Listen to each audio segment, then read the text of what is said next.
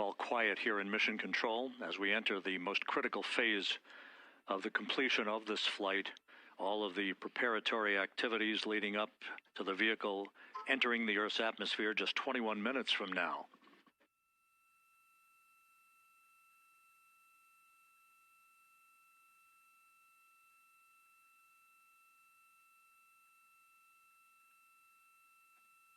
Coming up on 1 minute. Mark 1 minute till crew module, service module separation.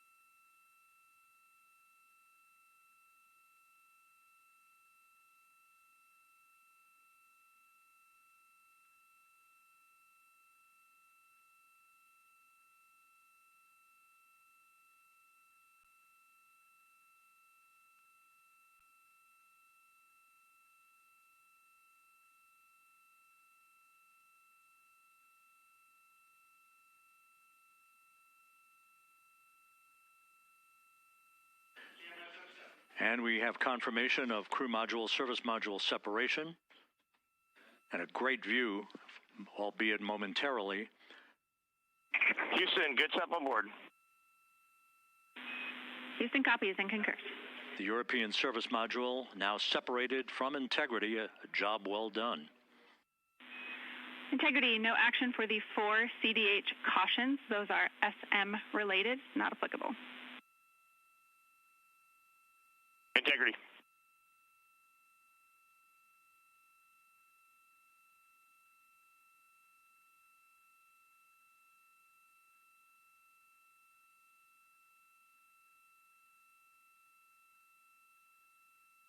So, with Integrity now flying free on its own for the remaining 32 minutes of this mission, next up, the raise burn, a 19-second firing of Integrity's thrusters. GPS 2.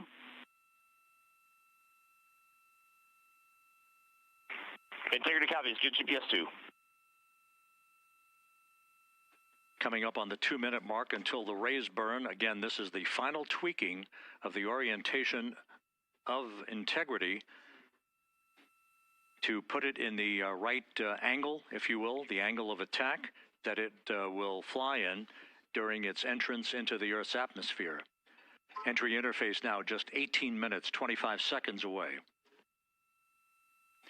This is a visualization, but driven by real-time telemetry.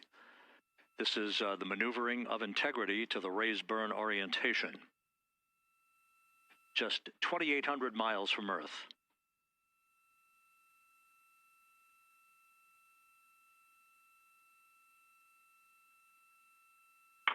Houston, we got a great view of the European service module out the window with the sun hitting the side and the solar rays and the NASA worm right there. It's a beautiful looking machine. Roger.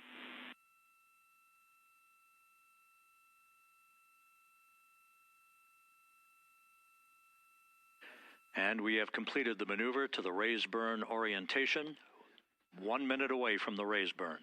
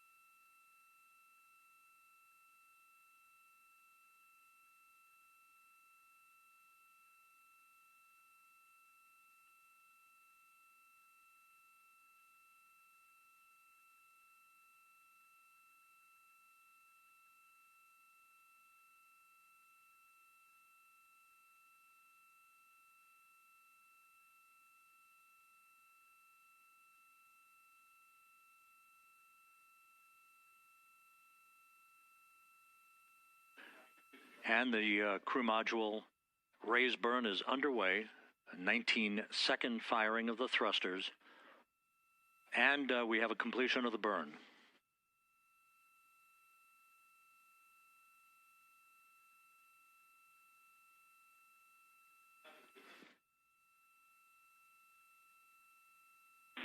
Integrity, good. CM raise burn. Your flight path angle is within limits.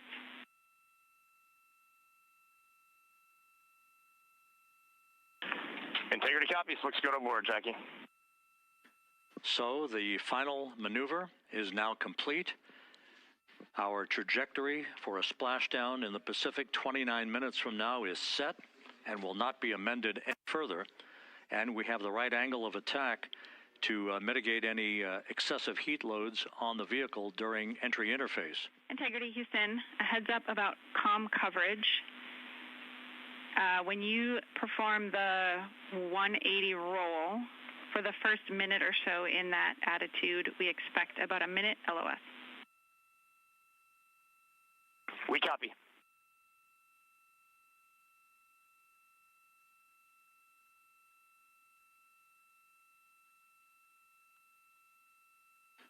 So for those who are watching the series of events coming up, we will enter the first traces of Earth's atmosphere 14 minutes, 45 seconds from now. 6:53 and 30 seconds is what is pegged for entry interface at an altitude of 400,000 feet, traveling at approximately 34,800 feet per second, range to touchdown or splashdown 1,701 nautical miles.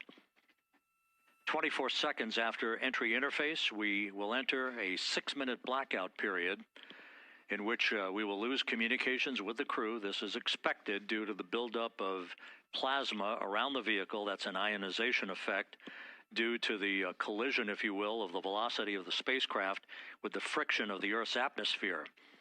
That 6-minute blackout is expected to begin at 6:53 and 54 seconds p.m. Central Time. During that period of time, we will reach our peak speed of 24,661 miles per hour. That comes just short, based on unofficial data from the flight dynamics officer right now, will come just short of the velocity record set by Apollo 10 of 24,791 miles per hour in 1969. We expect peak heating on the vehicle at 6:54 and 52 seconds p.m. Central Time, a minute and 22 seconds into entry interface. At that point, we will be just 204,000 feet above the Earth, traveling at 33,000 feet per second. The blackout period is expected to last 6 minutes. We expect that blackout period to end at 6:59 and 55 seconds p.m. Central Time. From the end of the blackout period until splashdown, it is just 7 minutes, at which point we'll start deploying the series of parachutes to slow integrity down to an ultimate splashdown velocity of just 19 miles an hour. We see the same, waiting for the 180 rolls.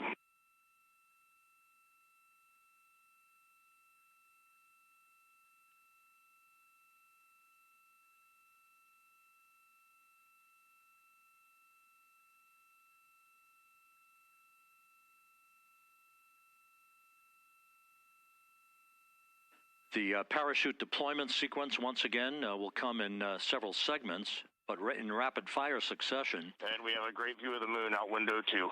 Looks a little smaller than yesterday. Guess we'll have to go back.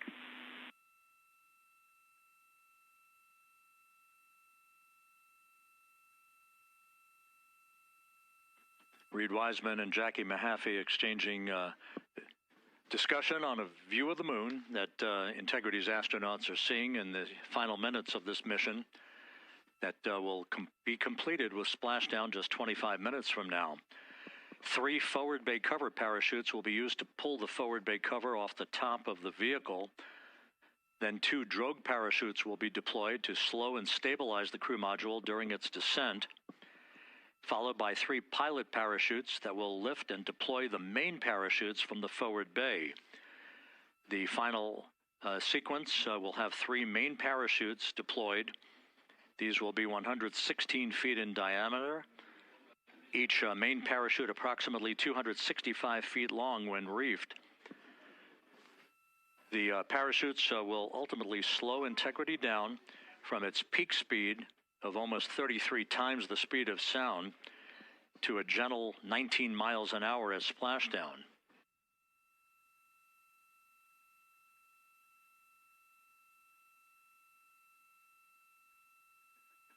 The vehicle is now currently in a roll to the proper attitude for entry interface. Our trajectory is right on according to flight dynamics.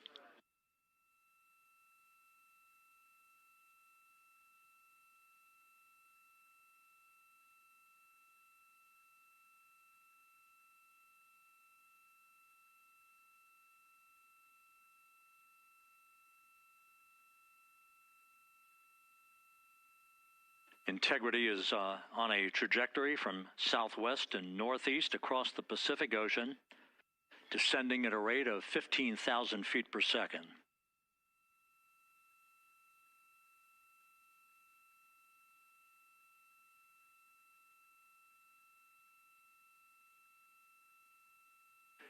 Range to touchdown 4,300 nautical miles, all the systems in excellent shape.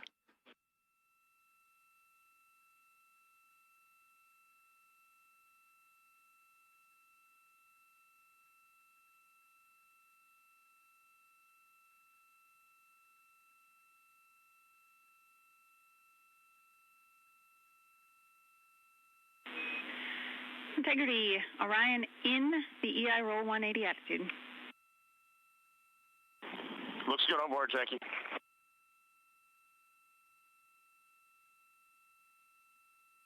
This view out of one of Integrity's windows.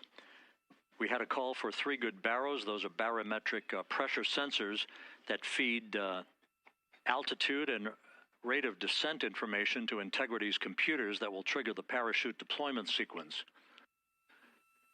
We are less than 9 minutes away from entry interface, 22 minutes from splashdown.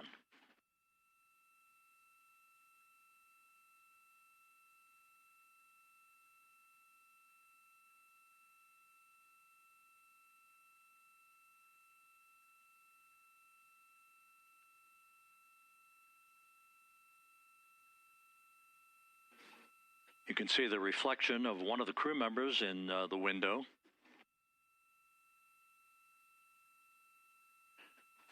Out in the Pacific, the weather conditions remain go.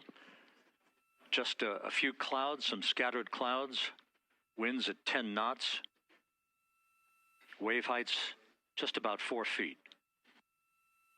A gentle day in the Pacific for the homecoming of Integrity's astronauts.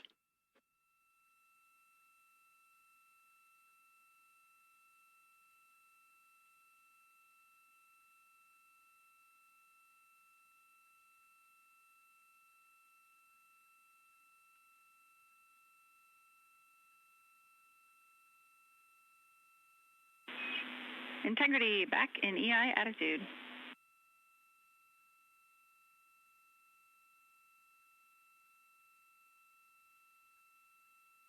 We see the same on board, Jackie.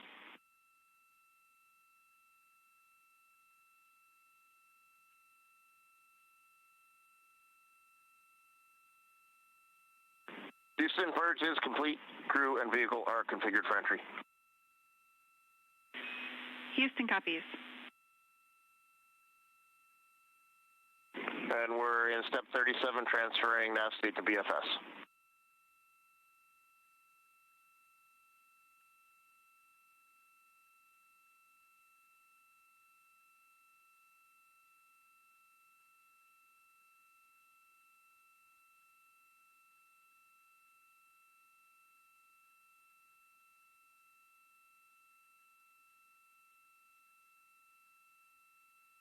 And Houston, in instruction 509, we are not below 0.2.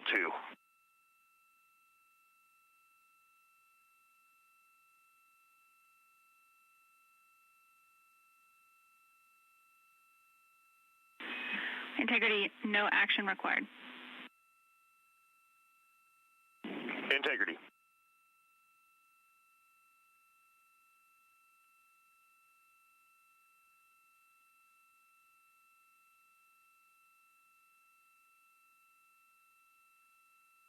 Now 6 minutes away from entry interface. We will hit the first traces of Earth's atmosphere at an altitude of 400,000 feet, traveling about 34,882 feet per second. Ranged splashdown at that point will be 1,701 nautical miles.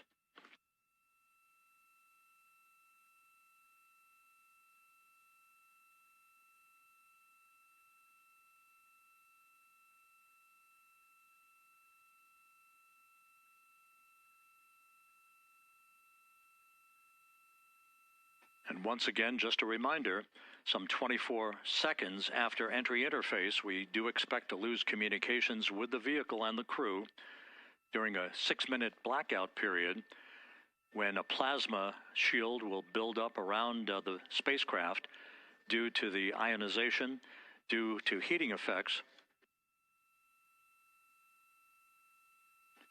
And Flight Dynamics has just confirmed we will have a blackout period of exactly 6 minutes in duration.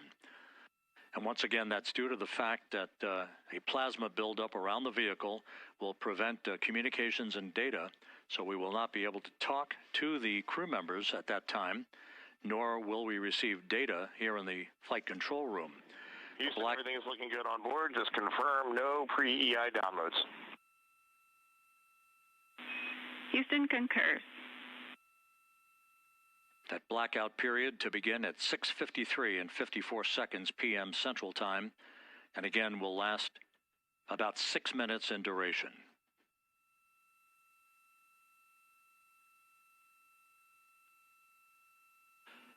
We're 4 minutes away from entry interface.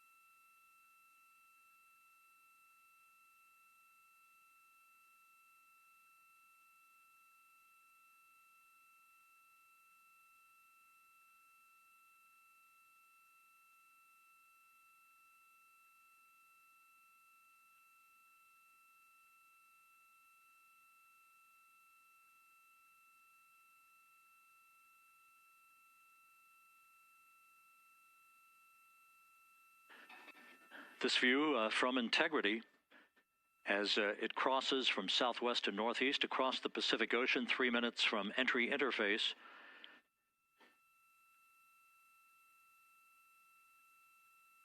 "16.5 minutes till splashdown."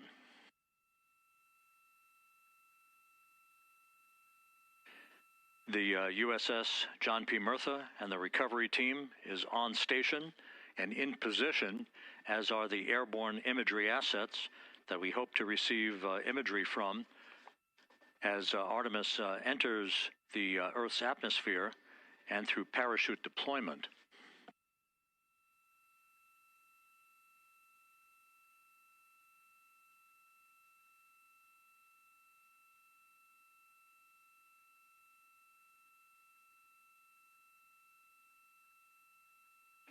All of Integrity's systems are in great shape. The crew is ready to complete its mission just 15.5 minutes from now. All of the activities today have gone off in perfect fashion. No issues with the vehicle, no issues with the crew. And the weather at the splashdown site is go.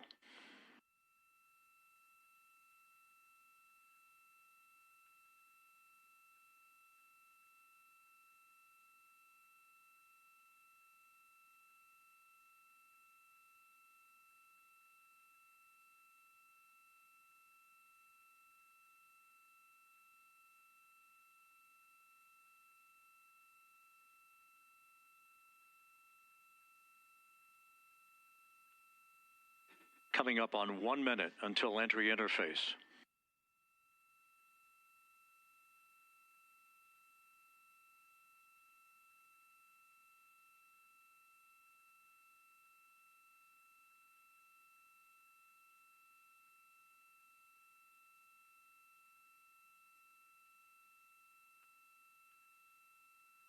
Mark 1 minute until entry interface.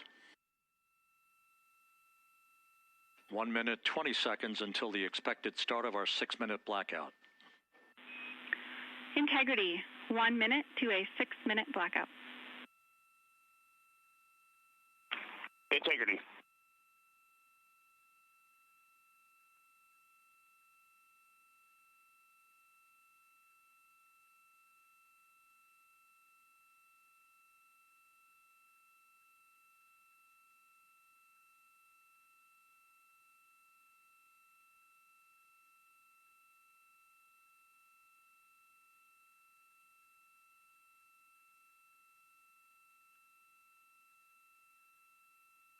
Ten seconds till entry interface.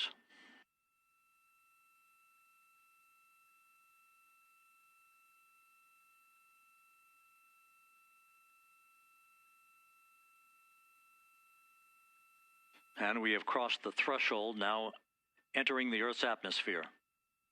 We're at 400,000 feet, traveling 34,800 feet per second.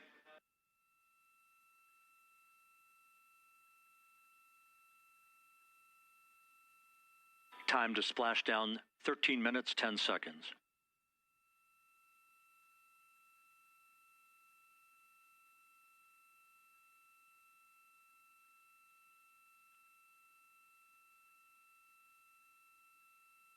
And as predicted, we've entered our communications blackout. This will be a 6-minute blackout period. No voice, no data from the crew.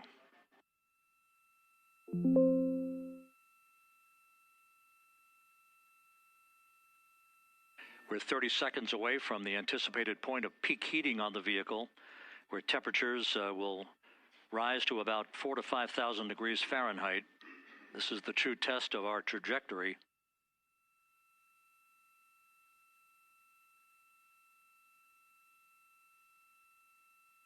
And from the G5 aircraft in the vicinity of the splashdown zone, this view of integrity. So that pinpoint of light shows the vehicle as it enters the period of peak heating in the Earth's atmosphere, the first tug of gravity being felt by Integrity's astronauts since their launch back on April 1st.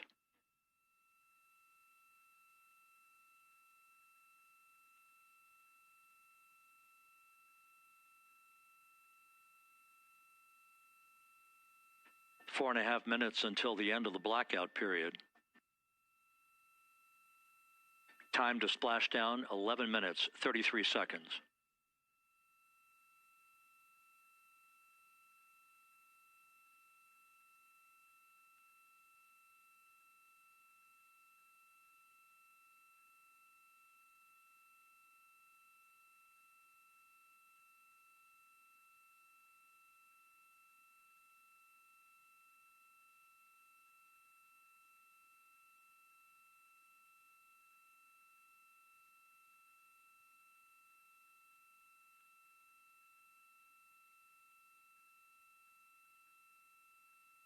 The landing and support officer reports that the P3 has acquisition on Integrity.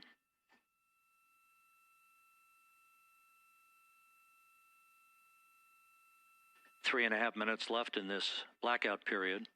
This is a visualization of the plasma buildup around the spacecraft and the repelling of that heat on Integrity's heat shield.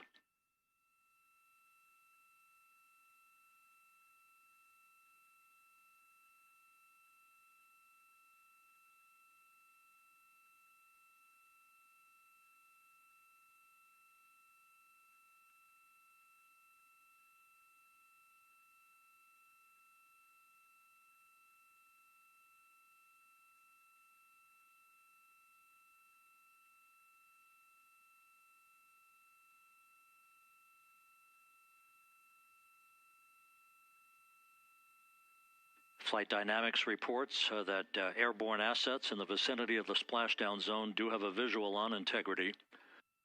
Still 2 minutes and 40 seconds left in our blackout period. Time to splashdown, 9 minutes, 35 seconds.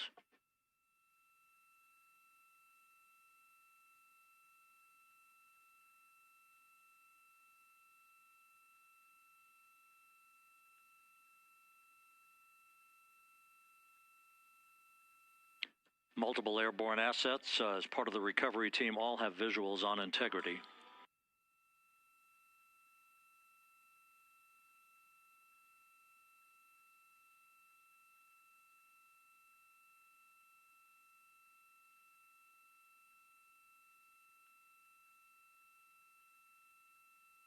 And the WB-57 flying in the splashdown zone also has a visual. And the Navy helos also have visuals.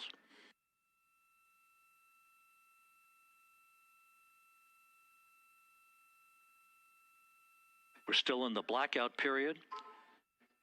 Still do not have communications from the crew.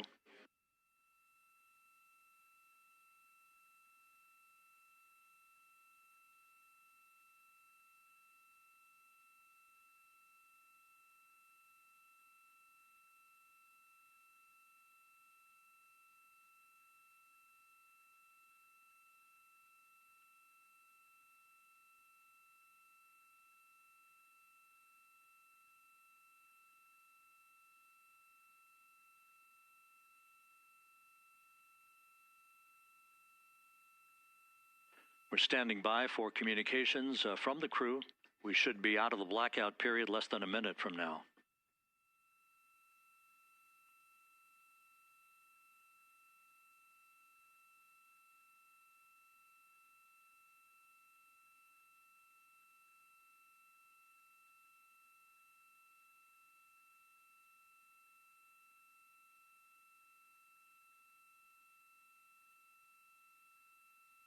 We are now processing data from integrity.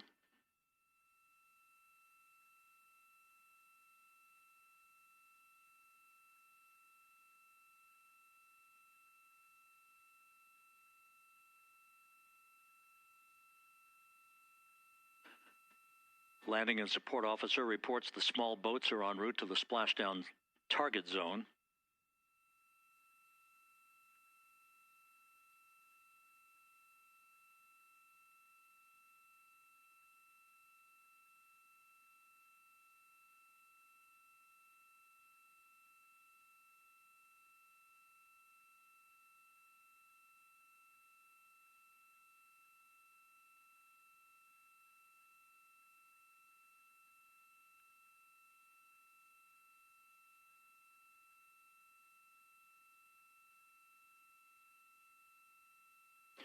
Passing through 150,000 feet, our trajectory is perfect. We're getting intermittent views of integrity. Still waiting to establish voice communication.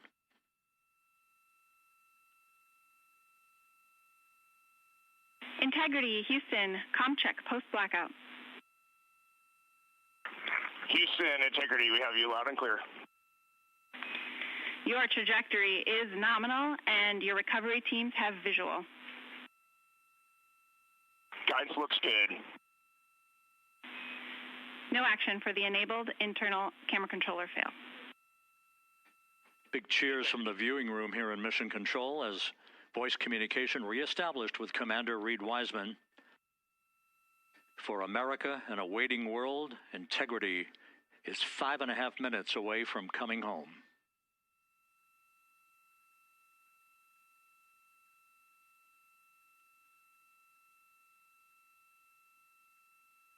Passing 100,000 feet now. Range to splashdown 19 nautical miles.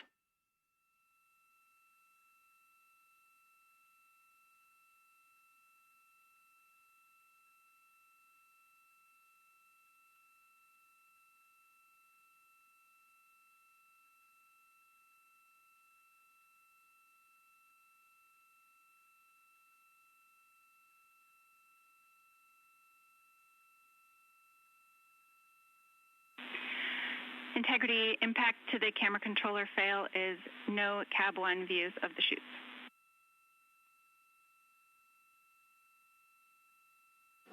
Integrity. We're processing good data through the GPS system.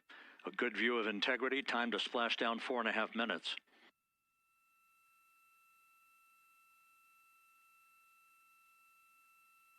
And a view of Integrity from the WB-57. We're at 50,000 feet.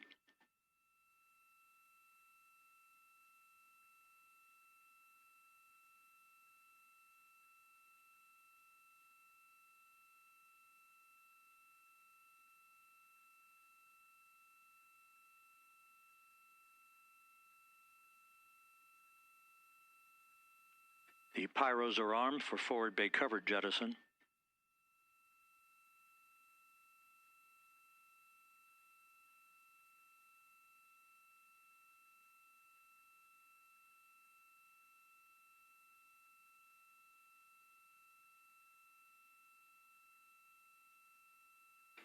And there go the first series of parachutes, and we're on drogues.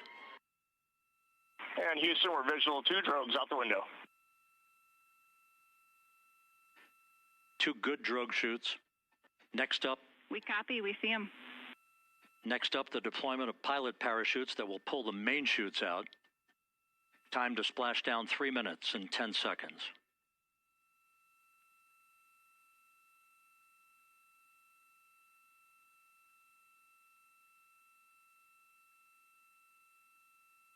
Perfect descent rate according to flight dynamics. Good rates on 2 drogues. We see the same on board.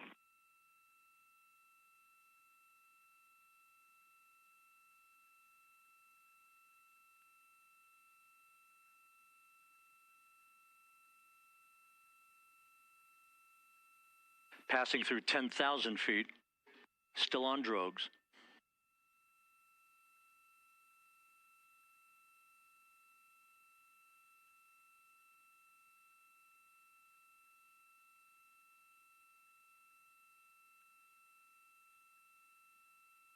Main chute deploy.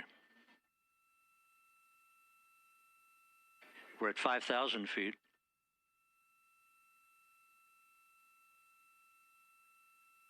Search and recovery beacon has been activated on Integrity. And we have 3 good main chutes. Good 3 main chutes, good reefing, good descent rate. Good rates, and we see 3 good-looking parachutes.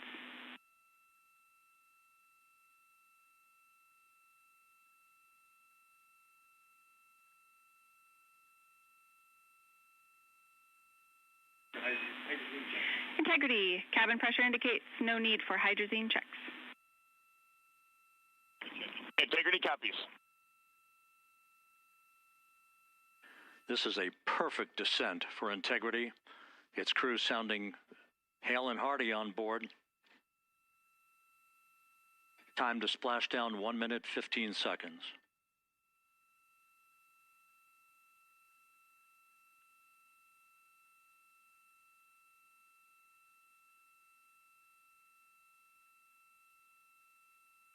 Integrity about to complete a journey spanning 694,481 miles from its launch from the Kennedy Space Center back on April 1st, and a trip around the moon.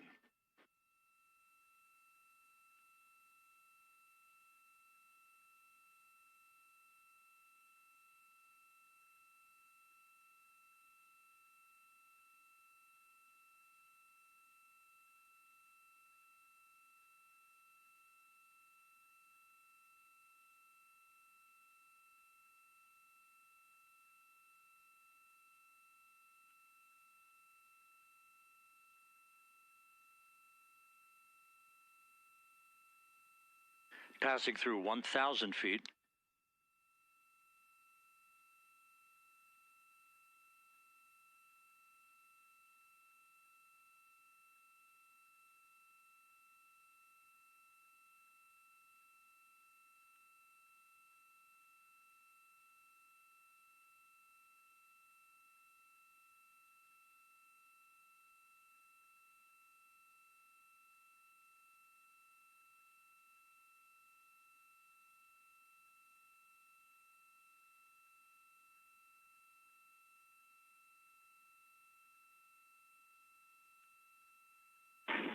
Integrity, splashdown, sending post-landing command now. Splashdown confirmed. Copy splashdown, waiting on VLDR. Splashdown confirmed at 7:07 p.m. Central Time, 5:07 p.m. Pacific Time.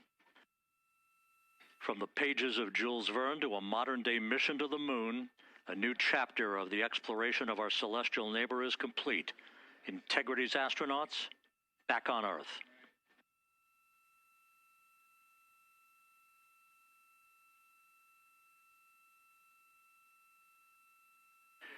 And the landing and support officer reports the vehicle is stable 1. We still will be deploying the crew module uprighting system to maintain that orientation. A perfect bullseye splashdown for Integrity and its 4 astronauts.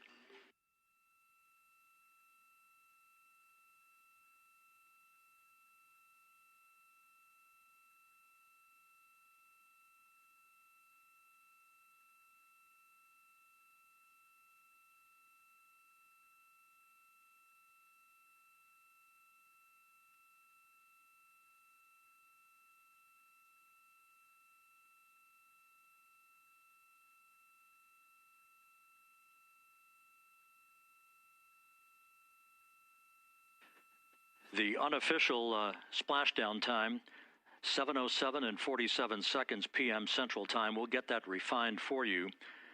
That would put the end of the mission at a mission elapsed time of 9 days, 1 hour, 31 minutes, 35 seconds.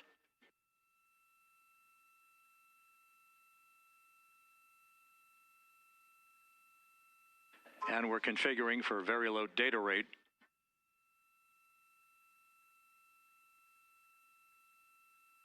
Once again, splashdown occurring in the Pacific, southwest of San Diego at 7:07 and 47 seconds p.m. Integrity Houston, comm check on VLDR.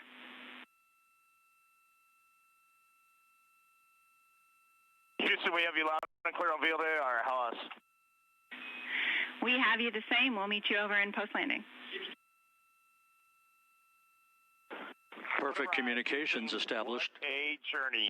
We are stable 1, 4 green crew members. Houston copies all. Reed Wiseman reporting 4 green crew members. That is not their complexion.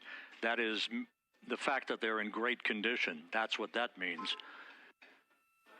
So stable 1, upright. The crew module uprighting system is being deployed. The 5 airbags being inflated through helium to maintain the upright configuration for the vehicle. This was a textbook entry and a textbook touchdown for Integrity. Reed Wiseman, Victor Glover, Christina Cook, and Jeremy Hansen back on Earth after a journey around the moon.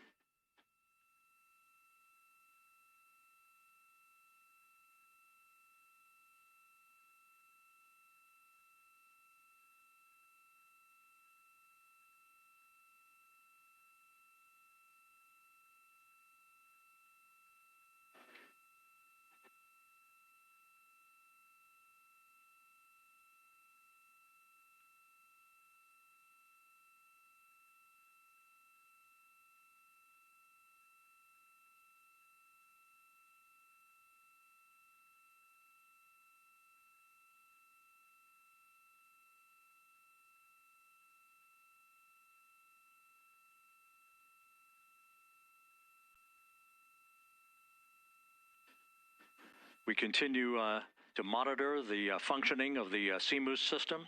The airbags are being inflated to maintain a stable 1 or upright configuration. And there's a good view from one of the naval helicopters hovering overhead. Reed Wiseman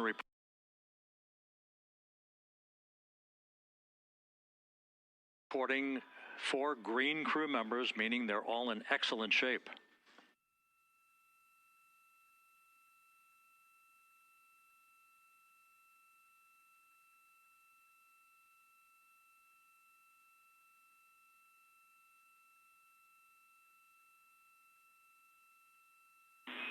Integrity Houston for SAR beacon and radio.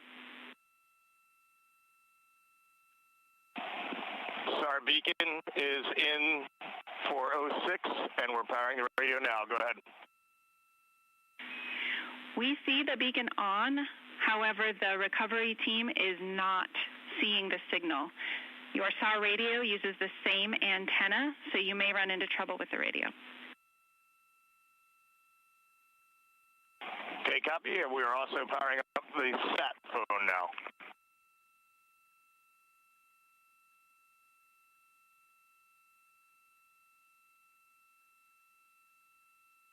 So Integrity is in great shape, and as the crew continues its post-splashdown timelined activities on board, Reed Wiseman once again reporting that all 4 crew members are in excellent shape, and we have 5 inflated airbags to maintain an upright configuration so that the recovery team can now begin a slow approach to the vehicle.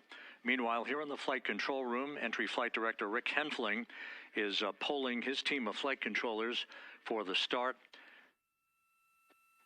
of powering down the vehicle after a thorough systems check. We have no toxic gases to be concerned about, so the recovery personnel can approach the vehicle, but not until we have powered down the spacecraft. That's expected to take a few more minutes.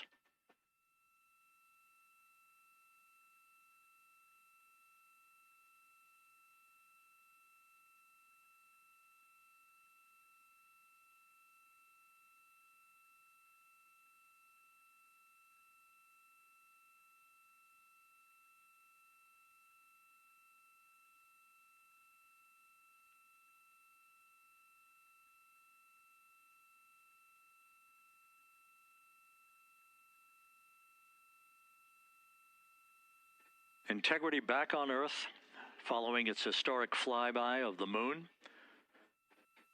It was, for all intents and purposes, a textbook mission. On 28 per hour remain on this frequency.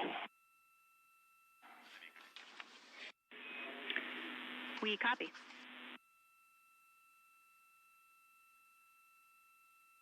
Reed Wiseman indicating some trouble with the SARSAT phone on board. But that's not an issue. What is more important is that the vehicle is solid. No issues as we begin the power down of the vehicle to begin the recovery process.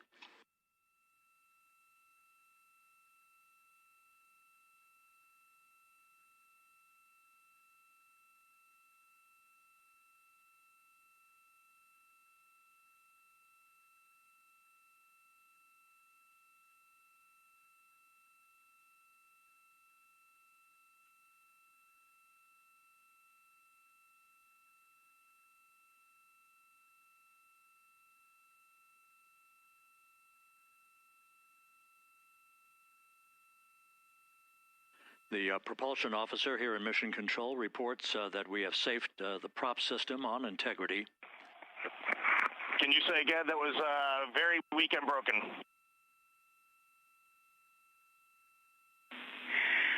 Integrity, Houston did not call.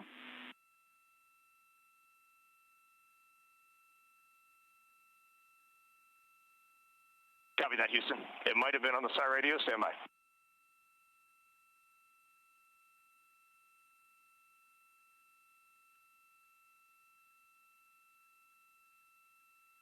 All of the milestones were executed in perfect fashion.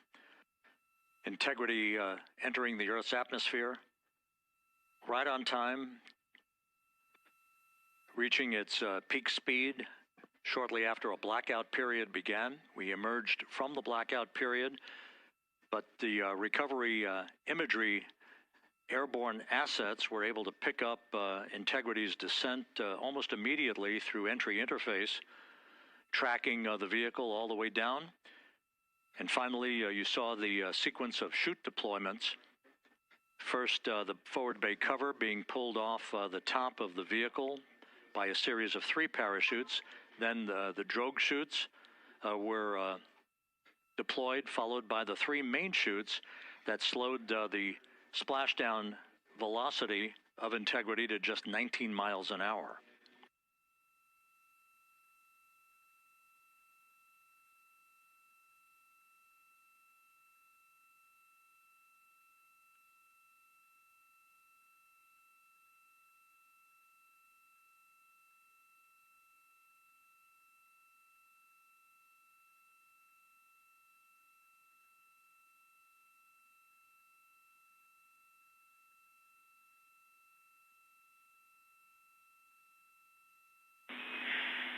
Integrity, Houston, with no joy on SAR and SAT phone, we'd like you to command an additional 15 minutes for a total of 30-minute power down delay.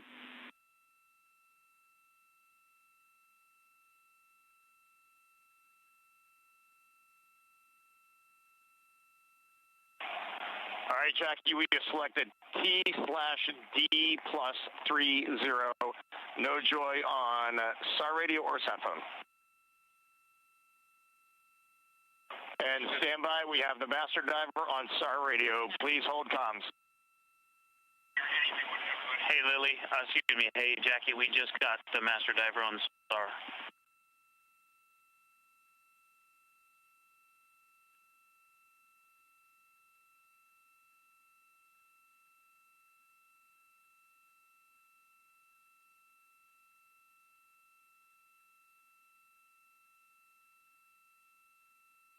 A good view of one of the fast boats. Integrity, Houston, if you are happy with your comm with Master Diver, you can go back to the 15-minute power down. Okay, stand by. Yeah, we'll confirm here in a second. The crew on board Integrity coordinating with the flight control team in Houston here in Mission Control on the timing of the power down of the vehicle, which will be the precursor to the recovery teams approaching the spacecraft. There are no issues with Integrity. We've had a bit of broken capability in establishing a SARSAT or satellite phone communications capability between the crew on board Integrity and the recovery team. That will get sorted out here shortly. There's plenty of cooling on board Integrity, so there's no rush to begin the power down. I'm trying to call you on the sat phone and not getting an answer there either. Concur. We haven't had anything come through.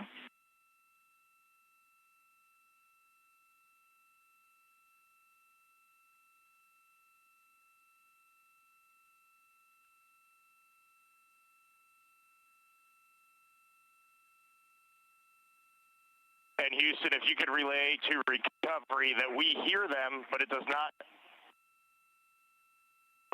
appear as though they are hearing us.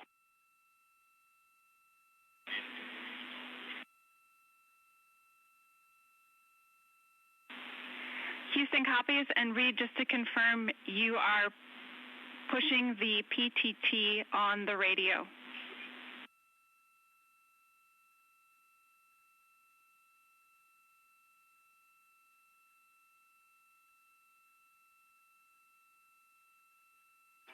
So as we continue to sort out the communications between Integrity and the recovery teams, we are standing by for the initiation of the power down procedures that, as you see, the recovery teams are moving towards the side of the capsule.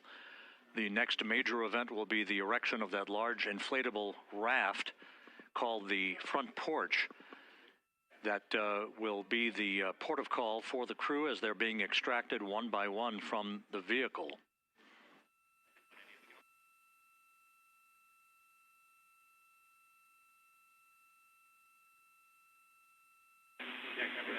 Integrity, Houston, for sat phone, we are going to attempt to call you.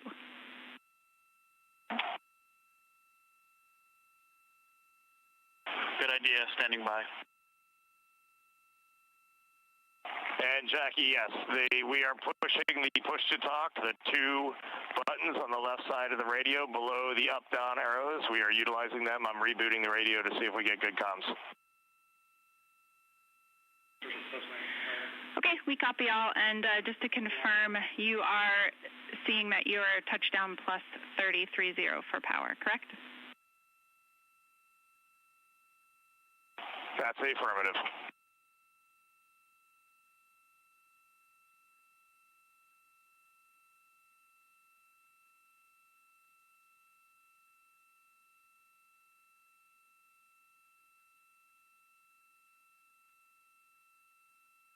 We are trying a backdoor approach to have Mission Control here call the crew on their satellite phone. This is all part of the coordination for the power down of the vehicle.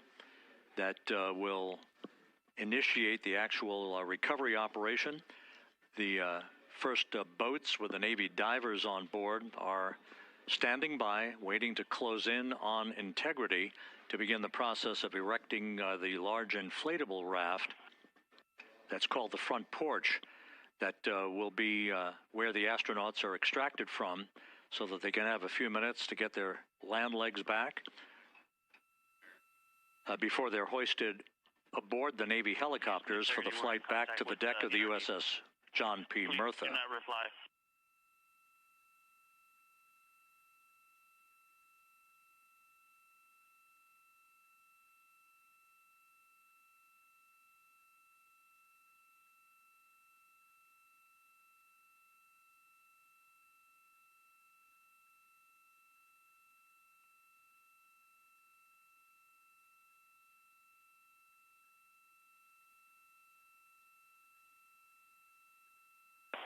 And Houston, please don't reply. NRD, very weak,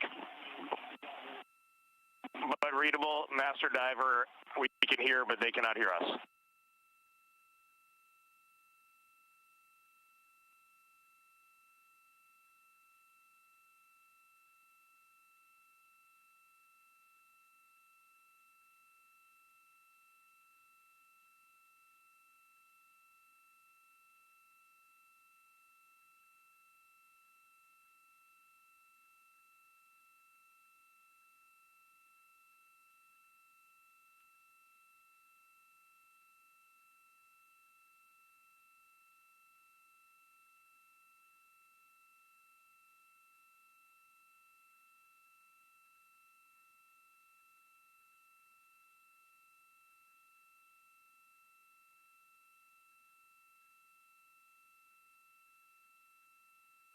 And Houston on OE1, is there any chance to tie us into NRD?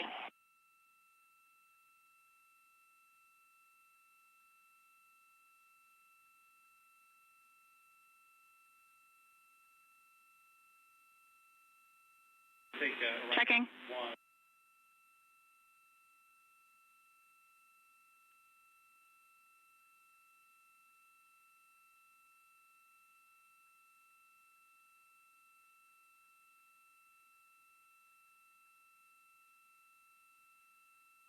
This is Mission Control, Houston.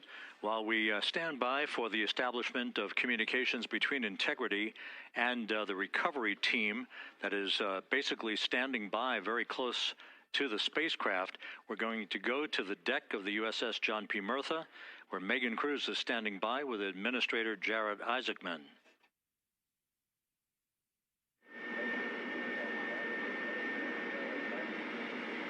Hey, Rob, yeah, just such an honor to be able to be here on the ship, to be able to share and experience this moment with everyone together. And of course, as you just said, yes, here with NASA Administrator Jared Isaacman. Administrator, how did you feel getting to witness this and seeing NASA at its best? Oh, I mean, I'm honestly, I'm still at a loss for words. I mean, you know, like the childhood Jared right now can't believe what I just saw. I mean, almost been waiting my whole lifetime to see this, and then as NASA Administrator, I just couldn't be more proud of the entire workforce, the years, the effort, the late nights, all the hard work from across the country that contributed to this incredible moment right now. And yeah, incredibly grateful too for our teams here on the John P. Murtha right now. Yeah, look at them behind us here. Got everybody. What do you guys think? We just brought some astronauts back from the moon, huh? Unbelievable. Thank you. Yeah, so grateful to the Navy, the sailors that are here, the NASA teams. I mean, this is a joint effort that's on their way right now. These recovery forces are getting out to our Orion spacecraft, to Integrity, to get our astronauts back on the ship safely. Yeah, and this is not just an accomplishment for NASA. This is an accomplishment for humanity. Again, a historic mission to the moon and back. How does this make you feel, and what do you hope people take away from this?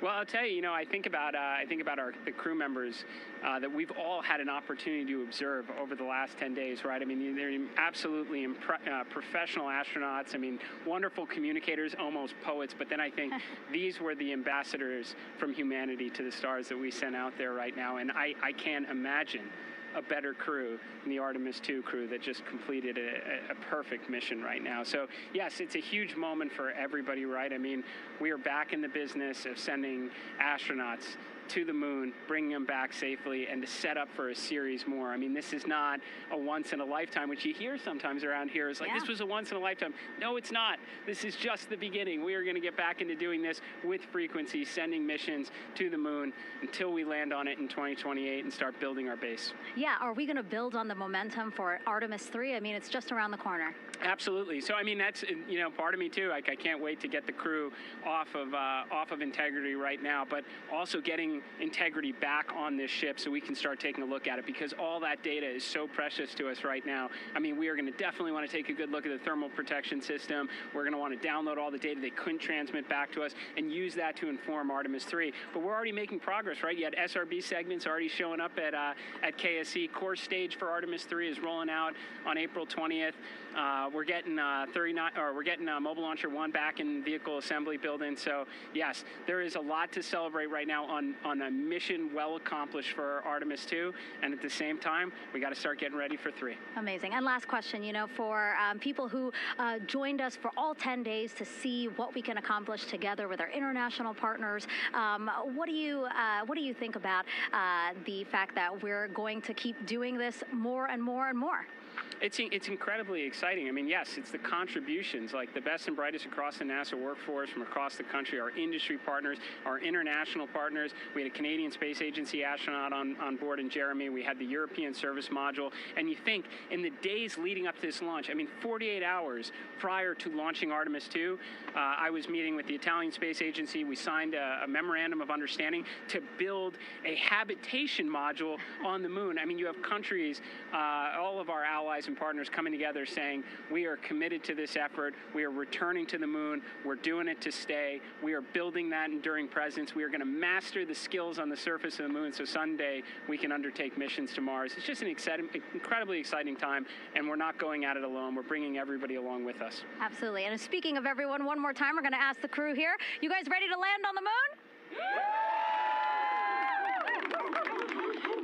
Awesome. I love that. Okay, well, thank you so much, Administrator. Appreciate you being here. We're, of course, going to stay on to watch the crew get extracted from Orion, so stay tuned, and we'll see you back here shortly.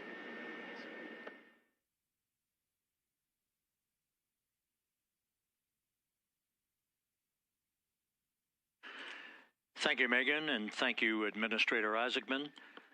We are in the process of working to establish that communications link and to establish the procedures that will lead to the power down of the spacecraft, which is gently bobbing in the Pacific following a bullseye touchdown that occurred at 7:07 p.m. Central Time, 5:07 p.m. Pacific Time, 2.5 hours before sunset in the Pacific, southwest of San Diego. We have once again heard from the crew during that interview opportunity with the administrator, and we have 4 healthy crew members on board.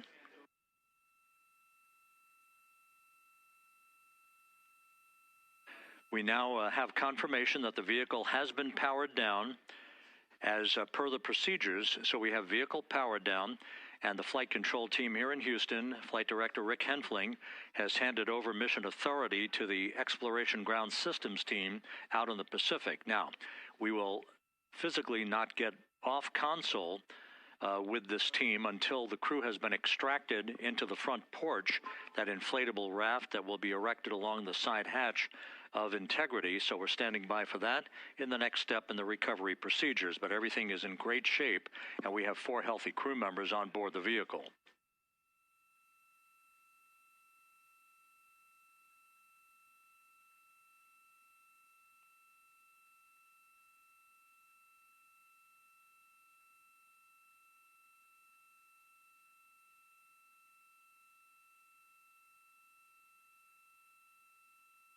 All of the entry events went by the book, no issues, perfect trajectory for Integrity that was culminated with one final raise burn to improve the angle of attack for the vehicle as it entered the Earth's atmosphere. All of that flight dynamics computation worked like a charm.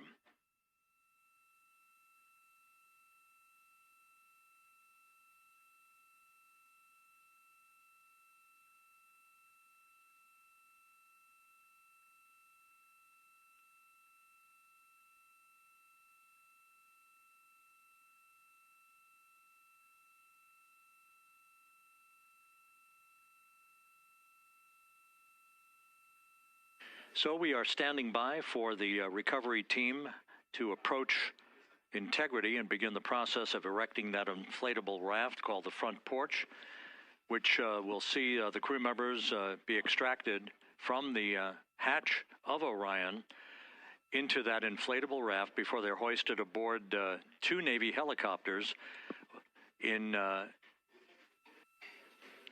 variety of different configurations. Each crew member will be hoisted in sequential fashion, in alternating fashion, two crew members for each helicopter before they turn around to head back to the John P. Murtha. Once on the deck of the ship, they'll be brought into medical bay for comprehensive medical exams. But Reed Wiseman has reported several times that the crew is in excellent shape.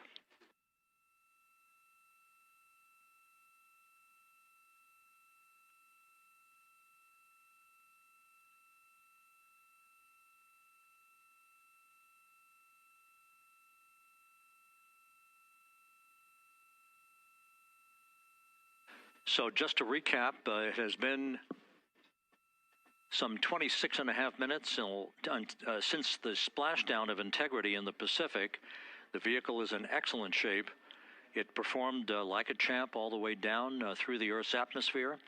All of the vehicle functions were checked off in excellent trip hammer fashion. The parachutes all deployed as planned. Splashdown occurring at 7:07 p.m. Central Time, 5:07 p.m. Pacific Time.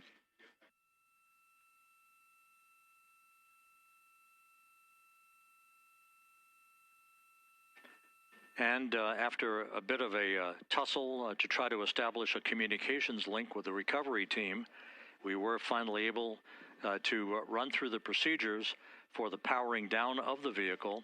We've handed over mission authority to the Exploration Ground Systems folks out in the Pacific, and the recovery team will be approaching the vehicle shortly to erect the inflatable raft called the front porch before opening the hatch to Integrity to bring the crew members onto that raft before they're hoisted onto two Navy helicopters, two crew members for each helicopter, before they're flown back to the deck of the USS John P. Murtha.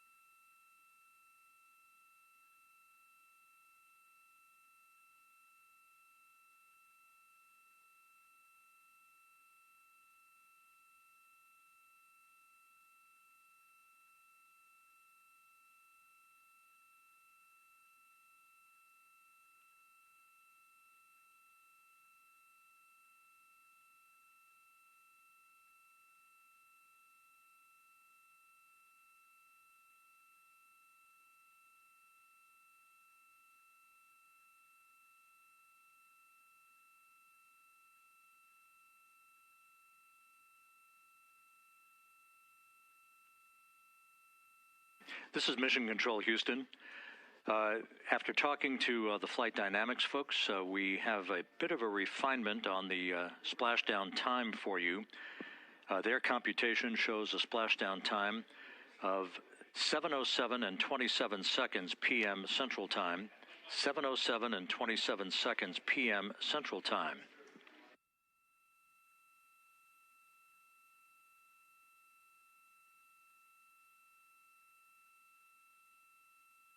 That would equate to a mission elapsed time of 9 days, 1 hour, 32 minutes, and 15 seconds.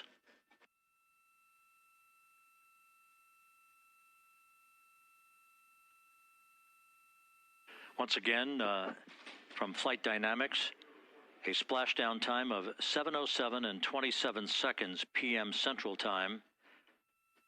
That would equate to a mission elapsed time of 9 days, 1 hour, 32 minutes, and 15 seconds.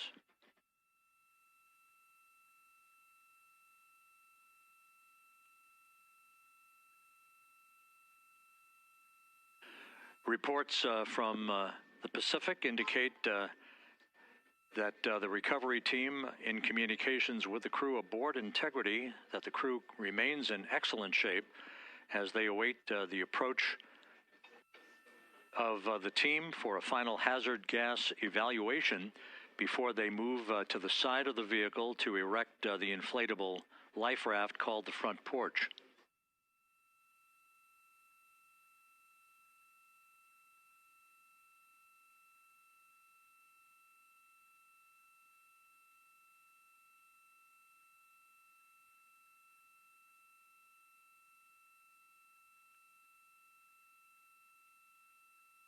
Again, no issues with Integrity. The vehicle is powered down. All of its systems are now safed.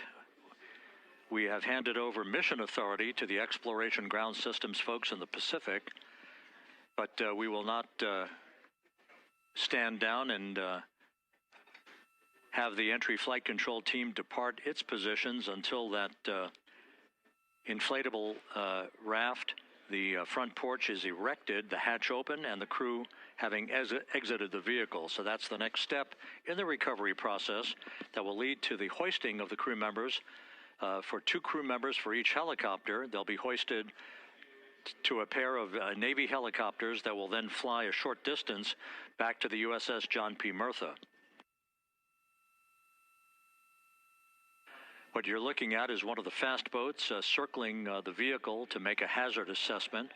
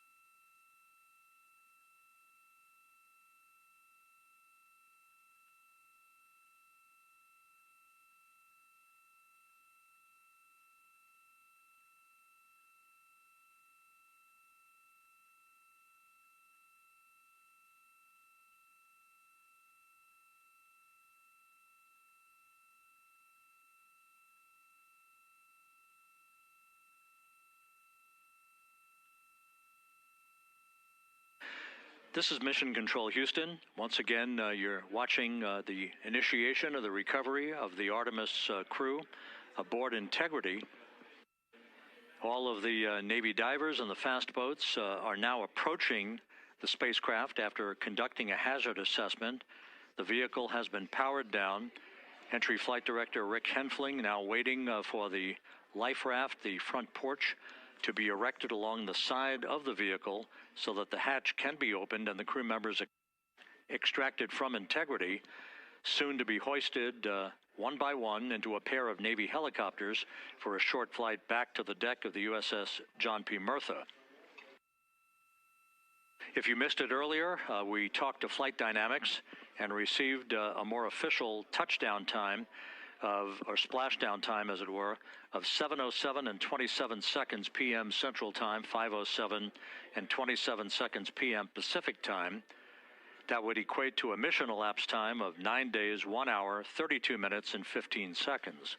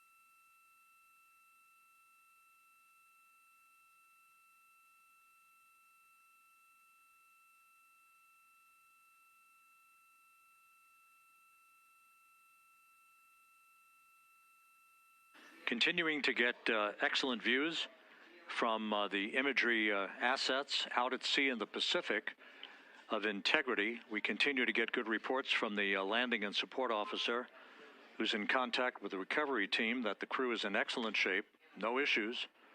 They're just currently biding their time, waiting for the front porch to be erected. We have no hazardous hazard gases and no hazardous situation with the vehicle. It performed perfectly all the way down from entry interface to its splashdown in the Pacific at 7:07 and 27 seconds p.m. Central Time. And as you can see, the first phalanx of recovery personnel now pulling up alongside of Integrity.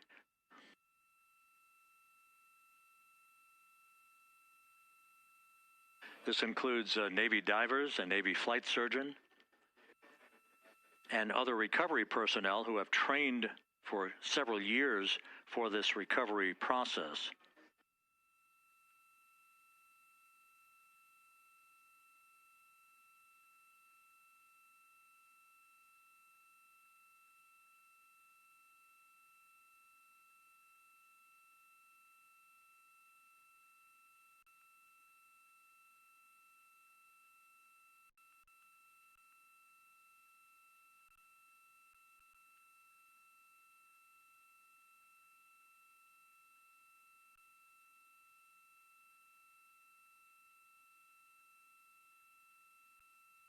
At this hour, some 41 minutes following splashdown, the vehicle has been powered down. There's no hazardous gas emanating from the vehicle. That's why the first team of recovery personnel has been able to pull alongside Integrity.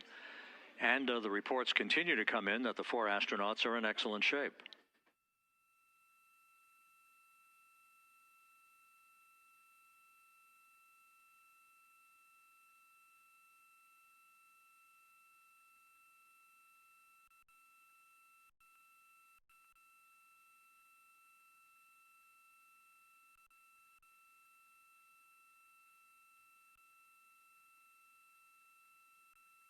Yes.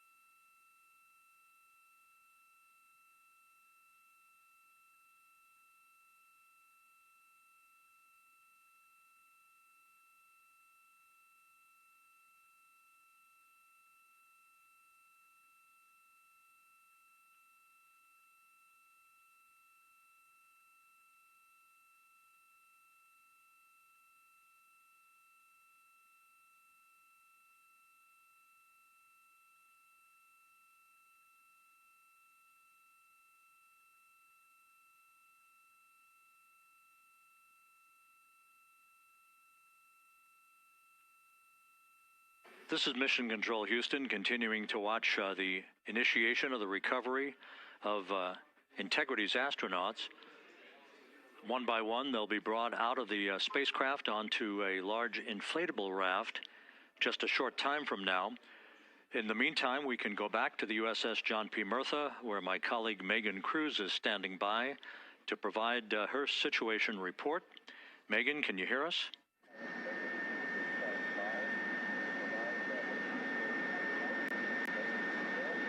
Hey, Rob. Yes, I can hear you. Thank you. Yeah, we're back here on the bow of the recovery ship where there are still plenty of people peering out into the water. We are not very far from the action everyone is seeing on their screen now.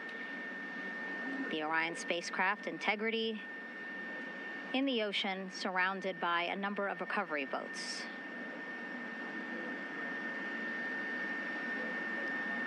As Rob has been saying, in those recovery boats, NASA and Navy personnel specifically trained to get the astronauts out of Orion.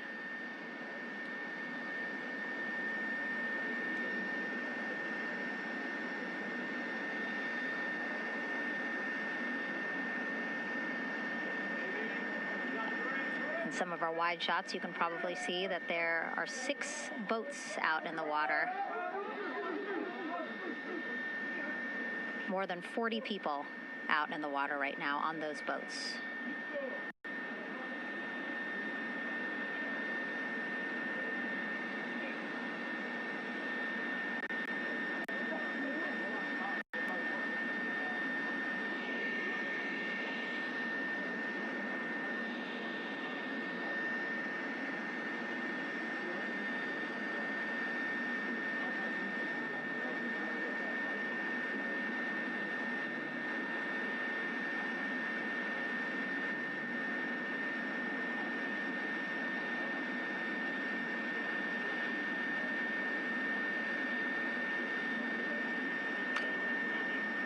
First order of business is to set up the front porch and the stabilization collar.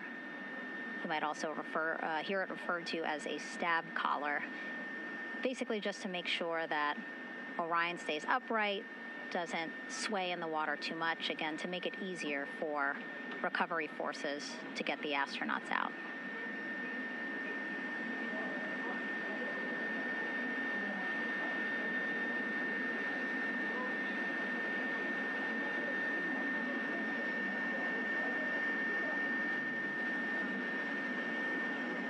Again, we splashed down in the Pacific Ocean just after 5 p.m. Pacific time here. It's a requirement by NASA to be able to get the crew out of Orion within 2 hours of splashdown. So doing great on time so far. Plenty of time. No rush either. I was speaking to NASA flight surgeon Rick Schuring earlier in this broadcast, and he said to me, no rush to get the crew out. Just want to make sure that they're feeling good. And whenever they're ready to take their step out of Orion and onto that large raft, the front porch, folks will be ready.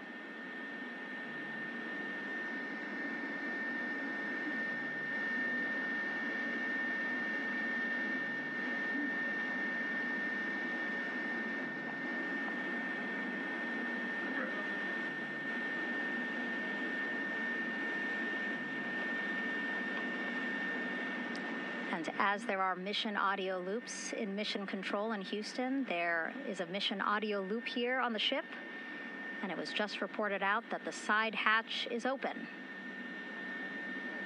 Side hatch of integrity is open.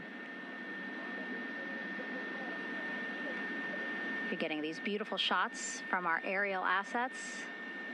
The ship itself, where I'm on, just 3,000 yards away. Again, plenty of people on the boat here, glued to the side closest to where they can see all this action. And again, with just 3,000 yards separating us, great views from the bow here. You can see now that side hatch is open. One of the Navy personnel is about to get inside there.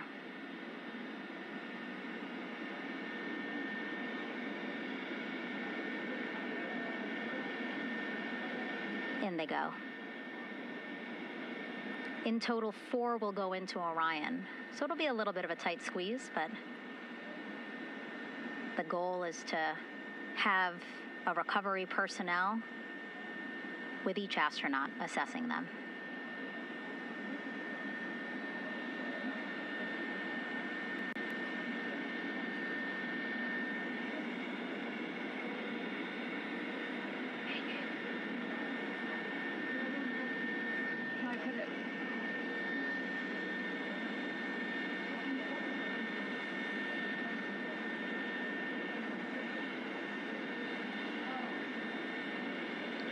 Boat's getting closer now.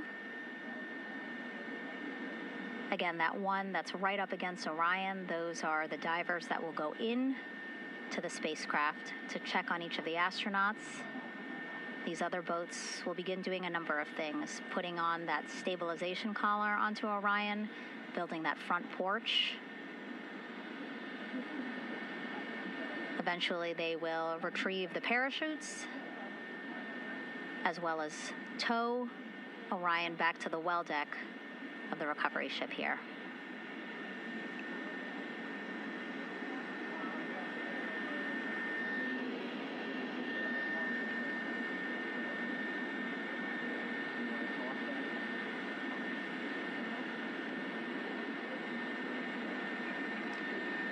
And so as we wait for the Navy and NASA personnel to get their assessment of the crew inside of Orion, why don't we toss it back to Rob for an update? Yeah, thank you, Megan. Here in Mission Control, Flight Director Rick Henfling and the entry team of flight controllers still on duty. The vehicle has been powered down for some time now. There are no hazardous gases emanating from integrity. That, of course, allowed the recovery personnel to approach the vehicle and then open the hatch to begin the initial medical assessment of the crew, as you just indicated. Now we're standing by for the erection of that inflatable raft, the front porch, alongside of the vehicle. That will enable the crew to be extracted one by one onto the raft, have a moment or two to get their land legs back before they're hoisted into two hovering Navy helicopters, 2 crew members for each helicopter, for a short flight back to the deck of the USS John P. Murtha.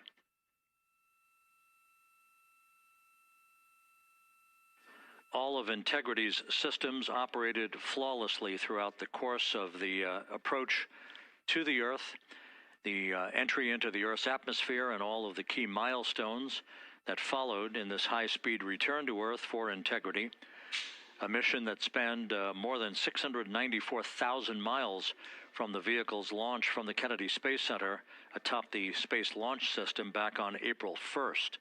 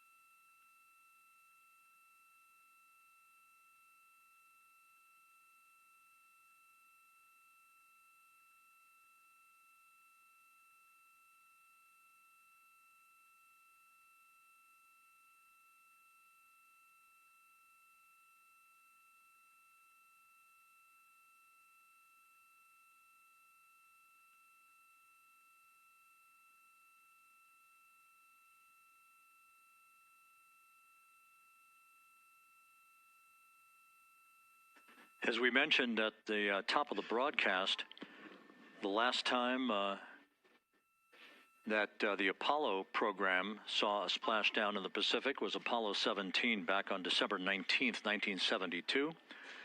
So for the first time in some 53 and a half years, we have reenacted that with the arrival of Integrity's astronauts as they flew around the moon in that historic lunar flyby that began with a trans-lunar injection burn that took them out of Earth orbit following 24 hours of a high Earth orbit trajectory.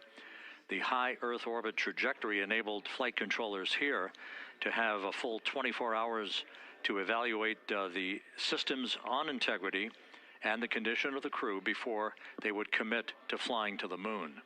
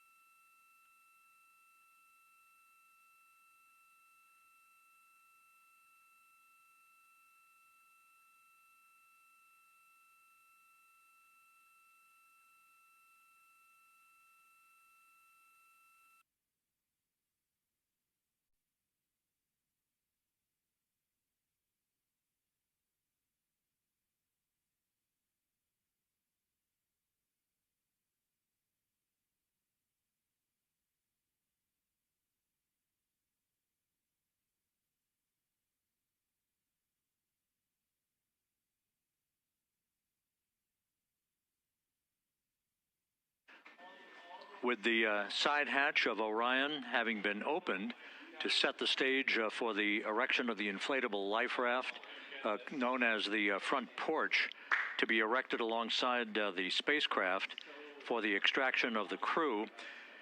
Let's play for you an interview that my colleague Megan Cruz conducted on the USS John P. Murtha with Navy diver First Class David McMahon that explains how this process is unfolding. Okay, Davey, so you and some of your team, one last look over of the stabilization collar, correct? Yes, ma'am. Okay, so what is this stabilization collar? This is what's going to stabilize the capsule out there in the ocean. We don't know how good the weather or the waves will be that day, so this will help prevent any unnecessary occurrences from happening, stabilizing the capsule and the astronauts inside. So basically this is a float that will go around Orion. I'm assuming that what they're doing right now, these are the lines that will attach the collar onto Orion? That is correct. And so what are they doing here? So we've got the lower line that will secure the inflation device before we inflate it. That gives us the go-ahead that it's secure in its space, and then we'll inflate it, and then once that is done, we'll undo all the carabiners and get this orange line on top tied in the same fashion, and then this will be secured to the capsule, and the astronauts can safely take their first steps out of the capsule onto the front porch. Okay, and how long will it take them to set up the stabilization collar? We should definitely be able to handle this in under 10 minutes. Okay, wow. And then you just mentioned the front porch. So basically, after they set up this stabilization collar, then they set up what's called the front porch here. That's correct. Okay, and what's the front porch? Front porch is basically a bigger waiting room for the astronauts to sit in while we wait for the helicopters to show up and grab them. Okay, so the medical team that was inside with the crew, they're going to help them out and onto the front porch? That is correct. And then what happens here? We have higher trained medical personnel also on board the front porch that will give them lookovers and just make sure they're okay while we wait for the helicopters to show up. Okay. How does it feel, I mean, your team, you, to be part of a mission that's returning astronauts from the moon in more than 50 years? We all feel extremely honored to be a part of this, as well as a bigger mission for the Navy and joining up with NASA to do great things. Mm-hmm. And do you feel like you and your team are ready? Yes, very ready. Cool. All right, thank you so much. Thank you.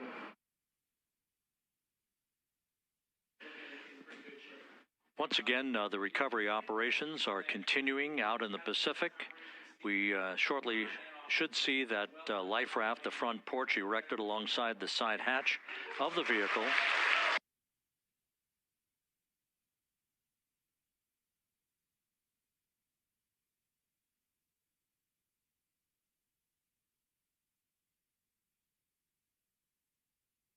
A number of flight controllers have come into the flight control room to receive congratulations from Entry Flight Director Rick Henfling.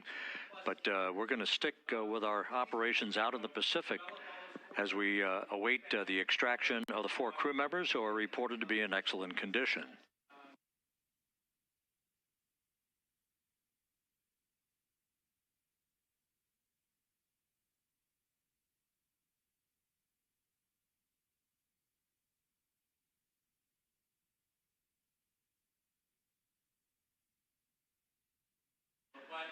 Again, while we stand by for that front porch to be erected alongside of the side hatch of the vehicle, let's go back to the USS John P. Murtha and Megan Cruz. Megan?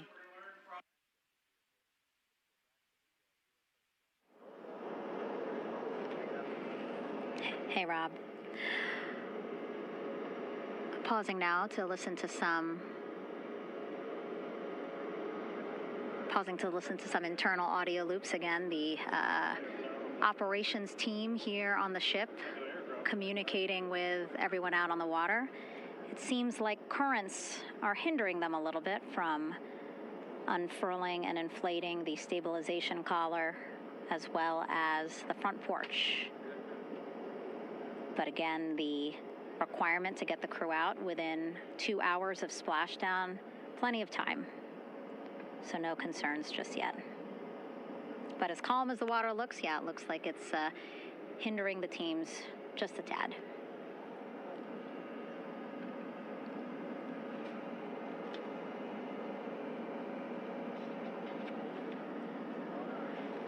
You can see in some of our shots that side hatch still open. Again, inside there are now 8 people inside. 4 divers, Navy divers, all with medical training, each assigned to an astronaut each. Making sure that they're comfortable, feeling good.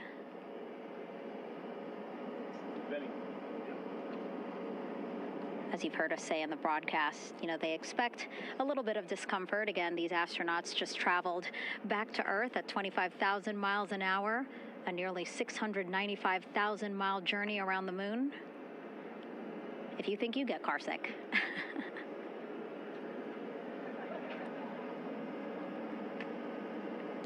Again, 6 boats out there, lots of gear with them, just in case, right? As we said, the crew reported feeling great, but again, all those folks out there in case they weren't, right? NASA is all about making sure we think about every situation that can happen, and so, of course, wanted to be ready in case any of our astronauts needed more medical attention while out there in the water.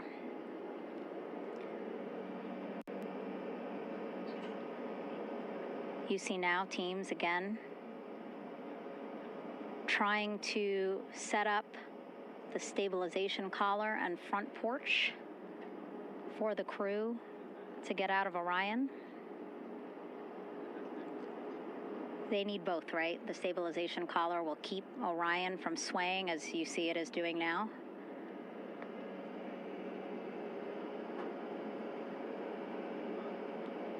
And then they will connect the front porch to the stabilization collar so that the crew can take 2 steps and they will be in the front porch.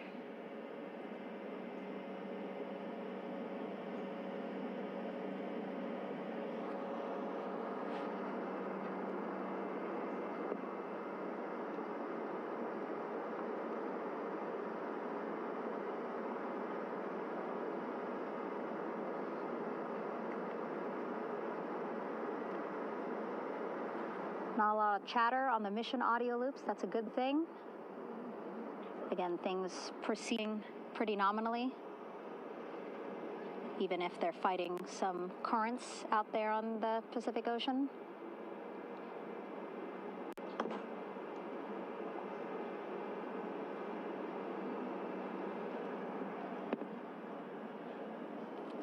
Again, the goal, setting up the stabilization collar and the front porch so that the crew can rest comfortably in the front porch, get placed into harnesses so that 2 helicopters can lift them off the front porch and onto the USS John Murtha here.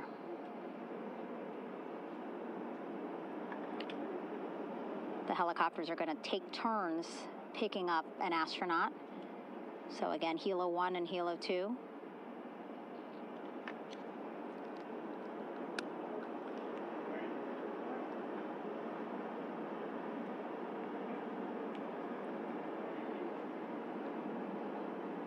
Okay, and the recovery team here on the ship just got a report from the undersea medical officer who is inside the capsule with the crew.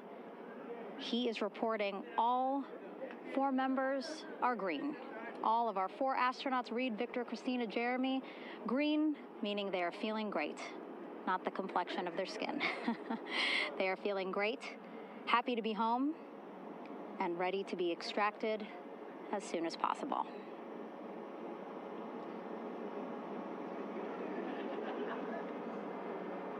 And so, as I was saying, we have 2 helicopters circling the activity you're seeing on the water right now. Each will take turns picking up an astronaut. So Hilo 1 will come on in, hover above the front porch, about 40 feet above the front porch. A Navy recovery specialist will be hoisted down into the front porch. The restricted maneuvering doctrine is in effect. We'll connect to the first astronaut, which we're expecting to be Christina. And then Hilo 2 comes around, picks up Jeremy, while Hilo 1 stays above head, and then Hilo 1 will come back in for another astronaut, and then Hilo 2 for the last astronaut, and then back to the flight deck here on the recovery ship.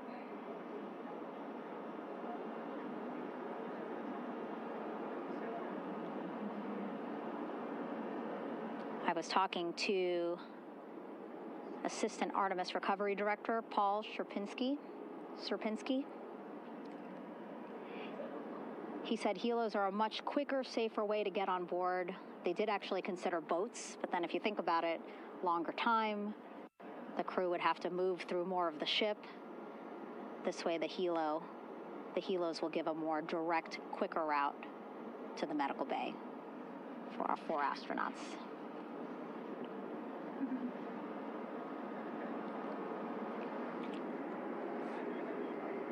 Beautiful shots from our aerial and imagery teams.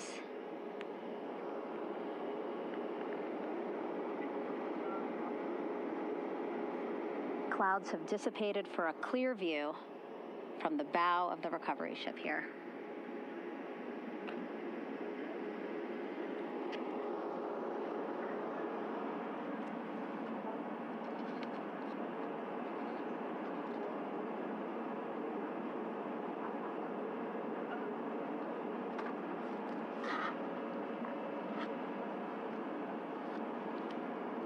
You can still see divers in the water there.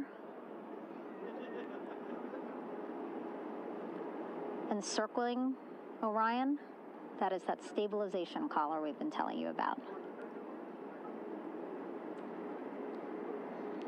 As you saw in that interview just a few minutes ago, they have to first connect it to Orion, and then once it's secured onto Orion, they can inflate it, and then they'll further secure it with other harnesses and lines.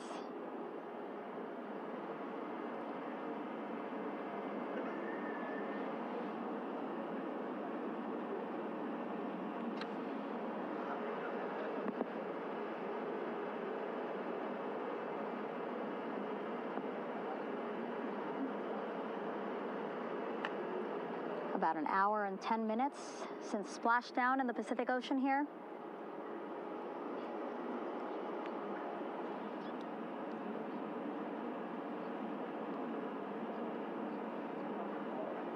Reed, Victor, Christina, and Jeremy back home after a history-making mission to the moon and back.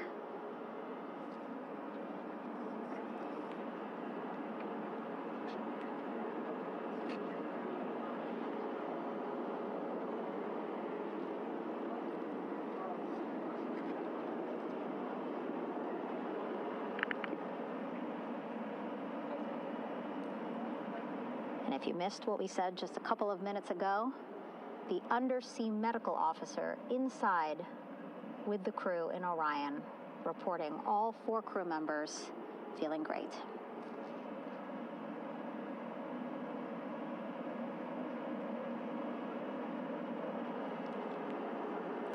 Progress being made there on the stabilization collar. It looks like they are beginning to inflate it.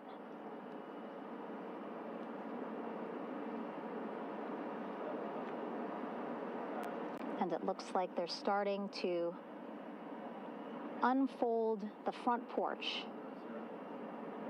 in order to get that into the water here shortly and inflate that as well.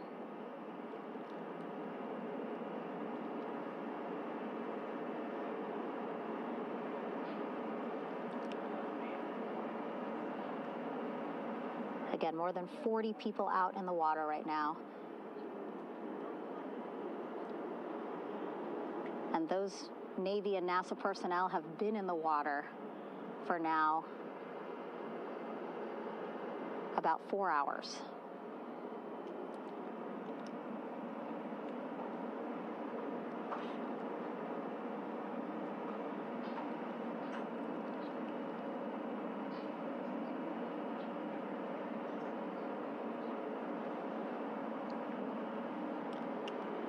The reason why they had to get out so early is just to stage everything. And actually here on the ship, when there are flight operations happening, you can't have anything else, right? Just because the flight deck can be a dangerous place, so they just want to focus on planes coming and going from the ship, so that's why they wanted to get the boats in the water to make sure that they have all the time they needed for the flight ops. And then the same crew here out in the water, they will stay out in the water for a number of hours after we recover the crew and get them back on the ship, because then they have to recover Orion.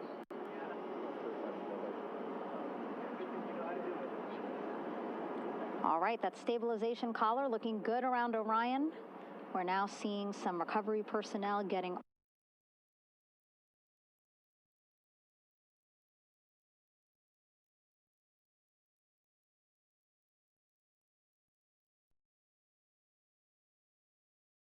on to that collar. Again, they need to further attach it to Orion to make sure that it can really.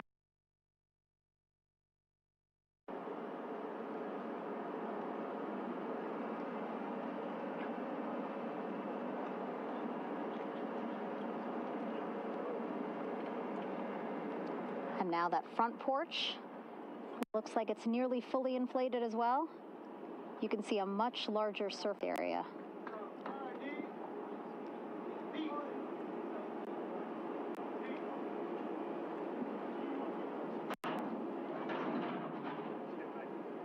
And so once the crew get out of Orion, they can stretch their legs a little bit on this front porch, get some fresh air.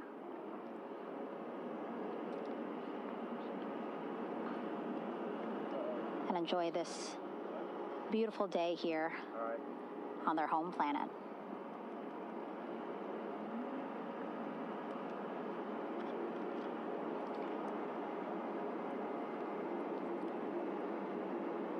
It appears teams now are about to connect the front porch to the stabilization collar.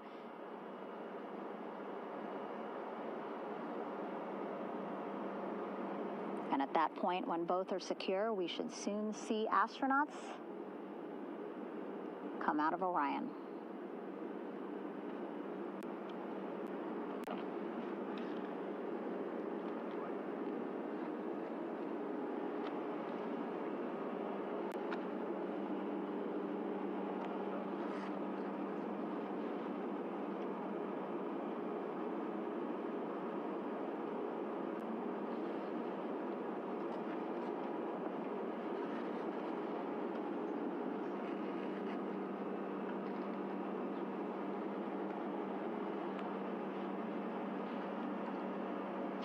All these views you see also being fed to the Landing Force Operations Center here on the ship.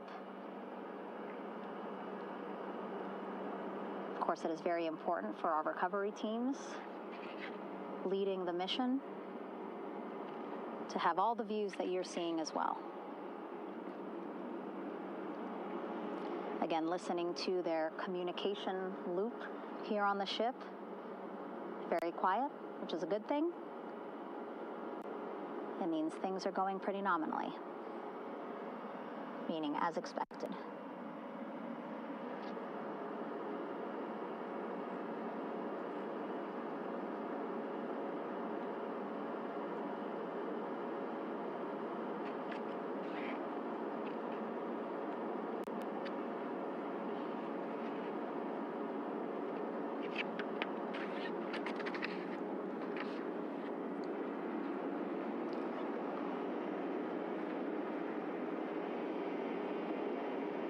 Again, all this activity happening just 3,000 yards away from the ship. So that means this will be a very quick flight back on the helicopters for the crew. 2-3 minutes, and then they'll be back here on the ship. I know.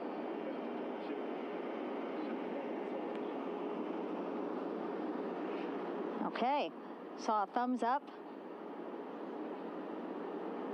from one of the personnel on the front porch. It looks like they are now getting ready to deploy what they call the Air Rescue Vest, ARV. And so this is the harness that each crew member will get into in order to be hoisted into the helicopters. Again, those helicopters hovering just about 40 feet above the front porch when they're ready to pick up each crew member.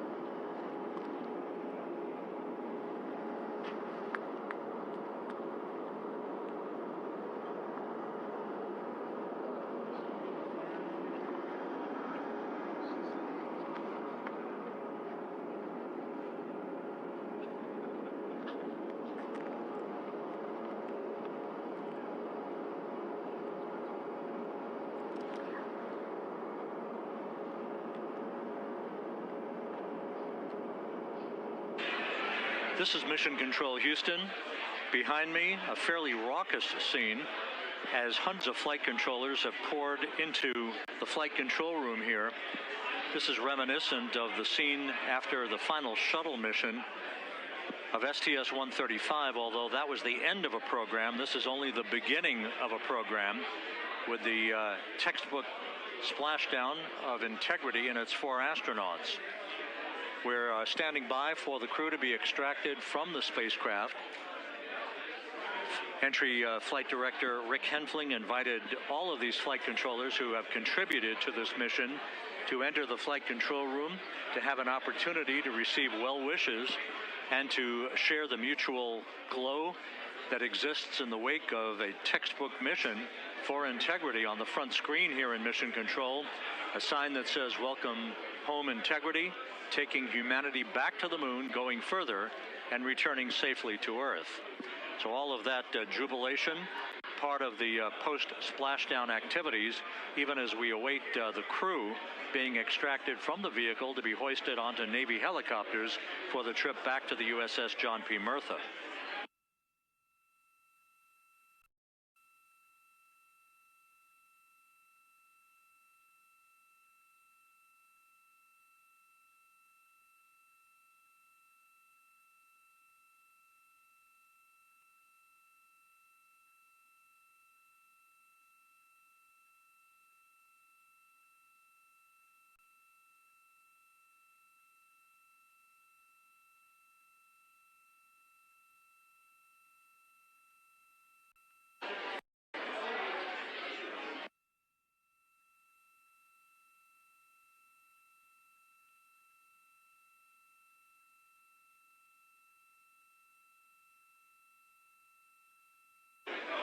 Once again here in Mission Control, this view of the Artemis Flight Control Room, known as the White Flight Control Room. This is the old shuttle flight control room, and now is the home of Artemis missions to the moon and beyond. Once again, quite a few flight controllers were invited in by Entry Flight Director Rick Henfling to share in the jubilation following the successful splashdown of integrity. That splashdown occurring an hour and 22 minutes ago, as we stand by for the completion of the extraction of the crew, and ultimately they're hoisting onto the helicopters for a short flight back to the USS John P. Murtha. Splashdown occurred at 7:07 and 27 seconds p.m. Central Time. I had an opportunity to talk to the head of flight dynamics, Jeff Birch, a moment or two ago.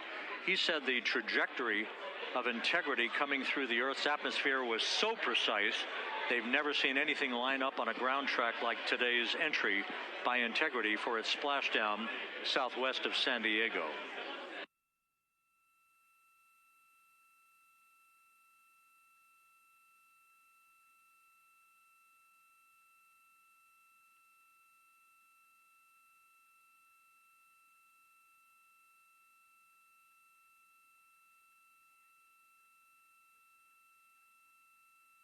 And the initial, you can hear it.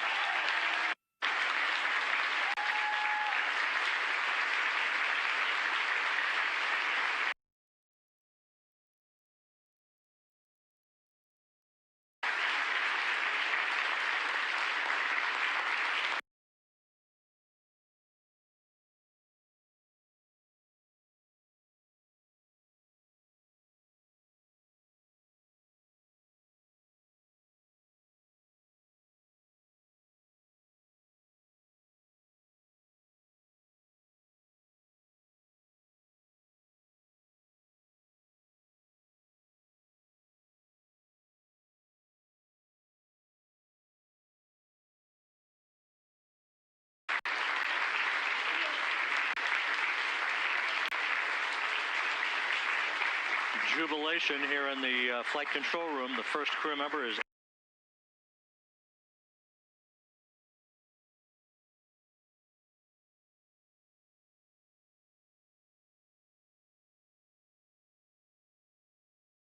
out of integrity.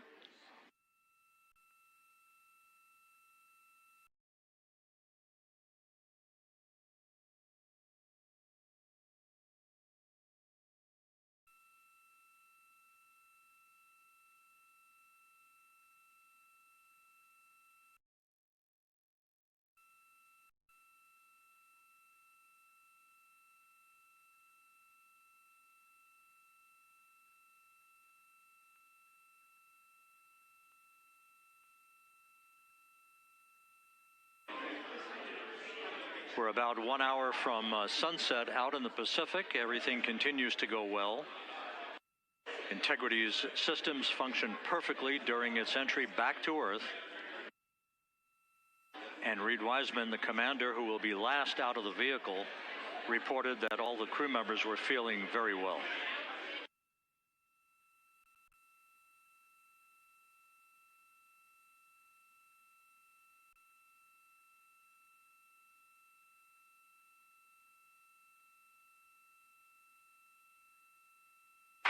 Crew member number 3 now out.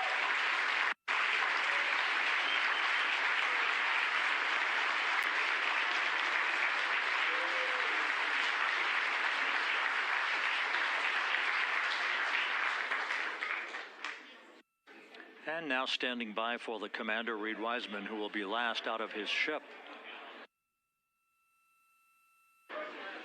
Bobbing in the Pacific under almost ideal conditions, Integrity spanned 694,000 miles during its journey from launch to splashdown.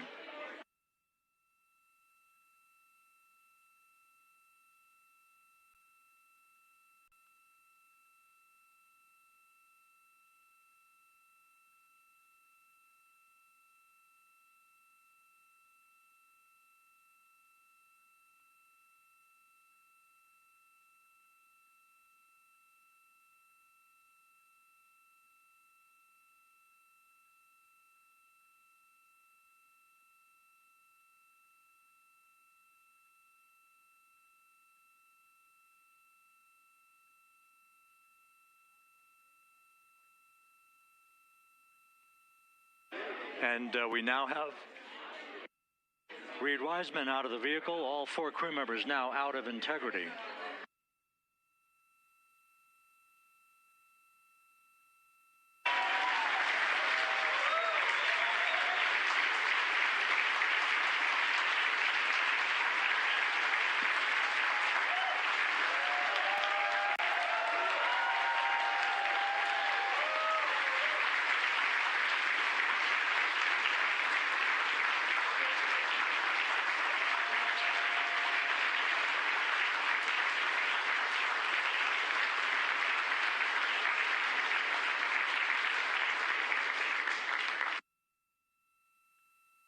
Once again, all 4 crew members now on the front porch, and the procedure to begin hoisting them up to these 2 Navy helicopters hovering overhead will begin shortly.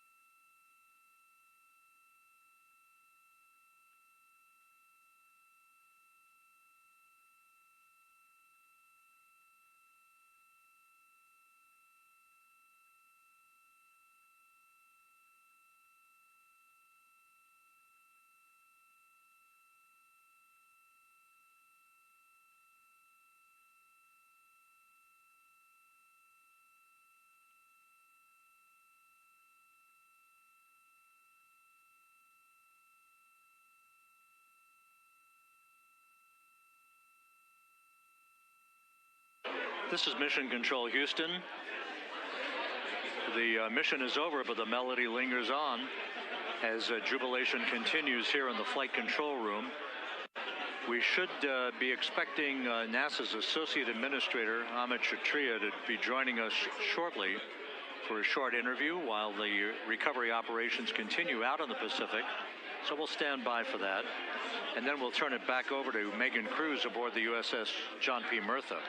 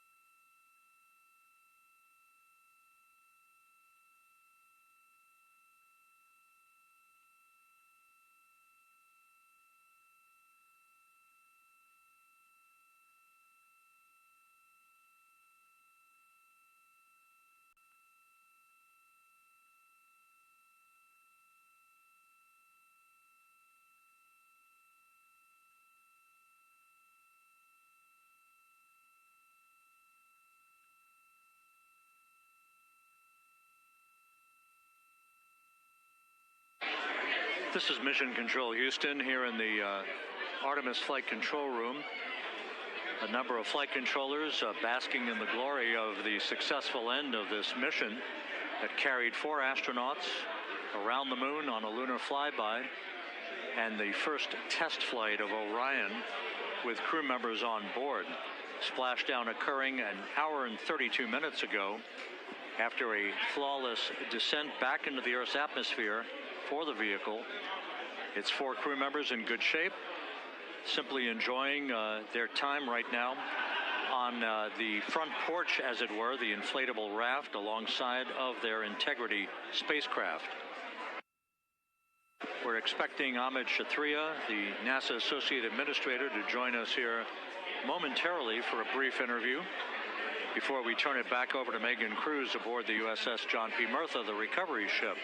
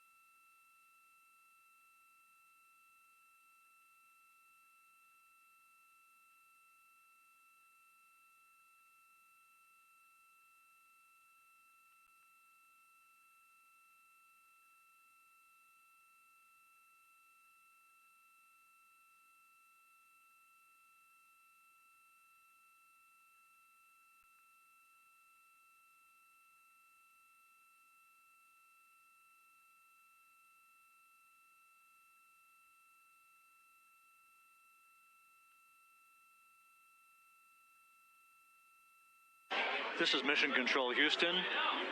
We're about an hour and 34 minutes since the textbook splashdown of integrity in the Pacific to bring home our astronauts.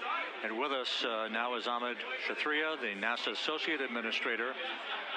Amit, a little bit of history made tonight, a little bit of history made over the past few weeks. Your thoughts as this team here basks in the glow of what they just accomplished? Yeah, Rob, we're here in the control center, and it's kind of overrun with jubilant folks in the Mission Control Houston, as well as engineering, and folks that just want to be here, part of it, as we watch our crew get extracted from the vehicle. And you know, my thought is always about these teams, the team that's in the water right now pulling the crew out, the team here in Houston that worked so hard over the last 10 days, no sleep to get this done. You know, we still have some work to do to get the crew to the med bay here on the ship. They all look great coming out, so hopefully that won't be too long. You know, I think we saw the administrator on the boat too, giving his thanks to the Navy team on the Murtha, which they're just an incredible group of sailors. I was able to visit with them a couple weeks ago. And then if you pull it all the way back to the workers and the folks that joined the rocket at Michoud, that made the heat shield tiles that held together tonight, that stacked the vehicle in Florida, that integrated the vehicle in Denver, that fired the engines in Stennis, that fired the boosters in Promontory. I mean, this is the entire team, coming together and being tested by the environment that this machine went through, and they did it right. The work was good. They did it right. You've said in a number of briefings, of course, and in other forums that this is just the first step. The cadence has to step up, as the administrator has indicated. Now, it's a little early for the full report card on how integrity did, but did this mission ultimately, from your eyes view, exceed expectations? It absolutely did. I mean, I was waiting to talk about this until we were in the water, and I think we still have, again, work to do to bring it in and really kind of go through it bolt by bolt and see what we learned. But I mean, so far, given what we learned during the mission and given how we performed on ascent, on entry, I always think about energy in terms of the states that you worry about the most, and every time we put these machines through these incredibly energetic states, they came through. So I'm really confident that we made a big step tonight to get us on the path towards the surface. I think the path to the surface is open now. we do have to do all the work, and we'll make sure we talk about that as cleanly as we can. We learned a few things during the mission, but I have to tell you, this was an incredible test of an incredible machine. From an American psyche standpoint, the Empire State Building was lit up red, white, and blue tonight. Our coverage was seen on baseball stadiums around the major leagues. How captivating was this experience for the American people, for the world, in fact, as we returned to the moon? I have not been able to watch a lot of the coverage as we've progressed through the mission. I will tell you, just from my witness in Florida before launch, and then seeing the people's faces here, and then reading where I can about how things are going. I think this has been a gift to the world from NASA. NASA has given the world a gift, proving to folks all over the place, especially young people, and that to me is what this is really about. Young people, when they see what we can do when we work together, when we have teams that collaborate, that it doesn't matter how hard the problems are, we can solve them. I'm hopeful that Artemis II, as folks witness what we were able to do with this incredible crew, this incredible team that we've birthed into the world, scientists and engineers and artists that have been inspired by this. And even if they don't come work in the program, which separately they should come work in the program, because Lord knows we need the help, but even if they don't want to come work in the program, hopefully they grow up to recognize they can do amazing things when they work together and contribute to society and be good citizens and really change the way, the challenges that are coming in the world are overcomable if we work together like this. And one final question. Flying to the moon, we did it. We've done it again this past week and a half or so. But the engineering that went behind the design of this mission and the precision, the pinpoint precision of this vehicle entering that entry corridor, it's almost mind-boggling. Yeah, it is incredible when you think about the energies involved and the uncertainties involved. That when we inserted the vehicle into orbit, it was 99.2% down the middle. When we dropped the vehicle right on top of the fleet here, our guys knew exactly where to go, but the guidance was perfect. And it's interesting. I've got this question a lot over the last few weeks about, we did this before 53 years ago, and that I think, it is a reasonable thing to contemplate, like what's gone on since then. And what I'd tell you is, when we did Apollo, which again, the more we learn about what they did, the more magical it seems what they were able to accomplish given the technology and the learnings that they had. But when we did Apollo, the architects of Apollo, Gilbert, Seaman, von Braun, Mueller, what they really, really wanted to do, as they were contemplating what it meant to expand our range of action to the lunar surface, what they wanted to do was learn how to live and work in space for a long time. They wanted to do that first before they were confident they could expand their range of action to the moon. Now, of course, the politics of the time and the mission at the time was different, and so they had to go straight to the moon and bring people home. And then after that, the program kind of lost its momentum.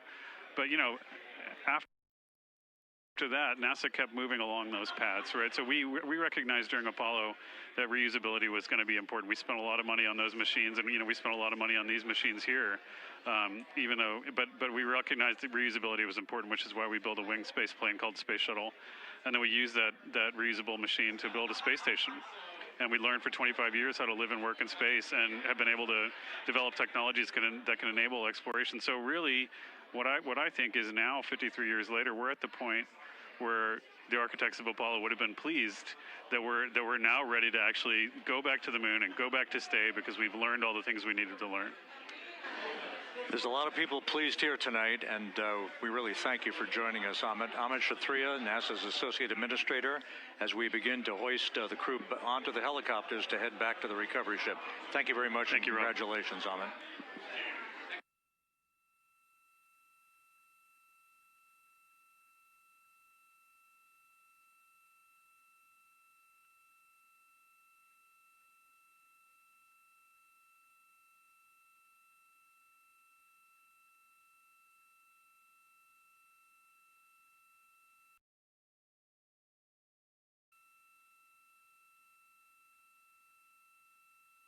This is Mission Control Houston, with the crew members now beginning to be hoisted aboard the Navy helicopters.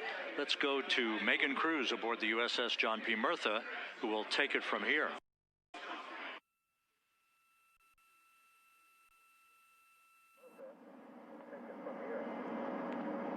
Hey, Rob. Yeah, back on the bow of the ship here, we are seeing the helicopters circling Orion. The first one there, having just completed picking up the first astronaut. Hilo 2 now, hovering just 40 feet above the front porch, lowering a recovery specialist out of the helicopter. That person will touch down in the front porch just there.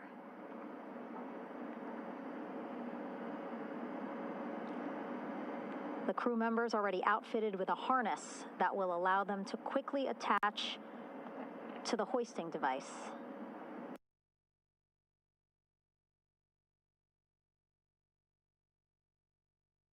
The second helicopter.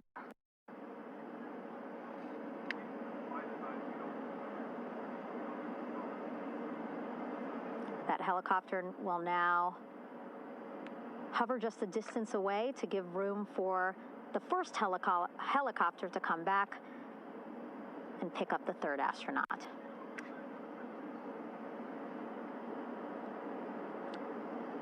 As we wait for that helicopter to come back, make its way back around, just want to mention that the President of the United States called our NASA administrator today while he was on the ship, just minutes after we interviewed him live on our coverage, and congratulated him and NASA on this history-making moment tonight.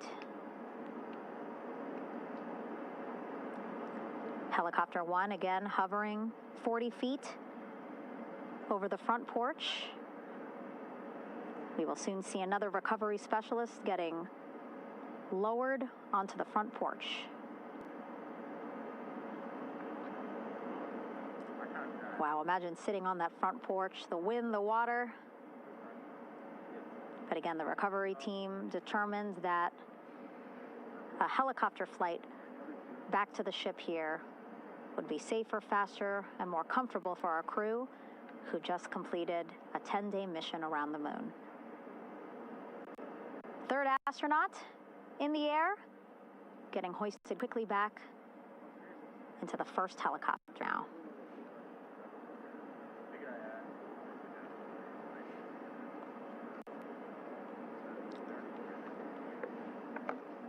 That first helicopter now on its way back to the ship here. We will soon see it land in just a few minutes.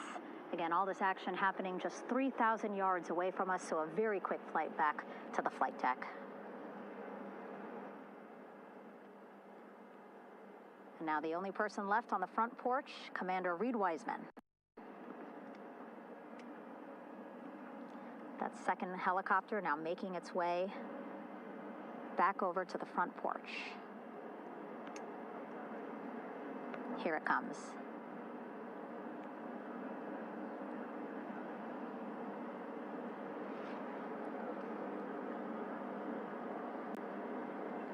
Making its final approach here.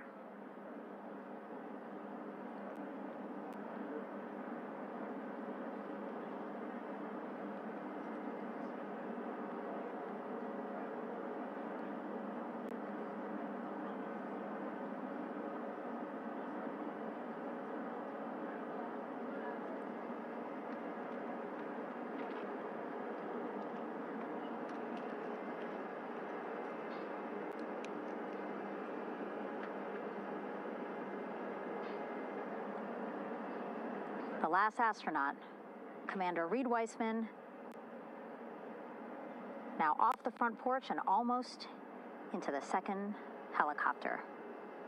Both now on their way back to the ship where we are, the USS John P. Murtha, just west of San Diego in the Pacific Ocean.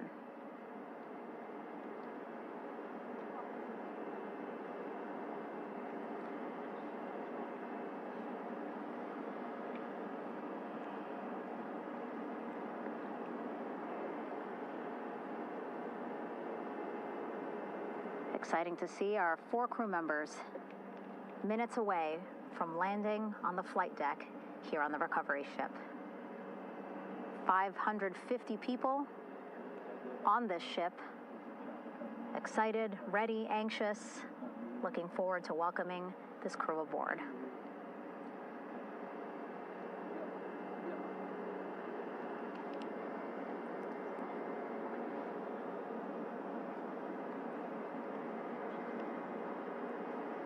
Watching them now with our own eyes. Close to the ship here. Hearing them begin to hover on the flight deck, which is just across from us, here on the bow.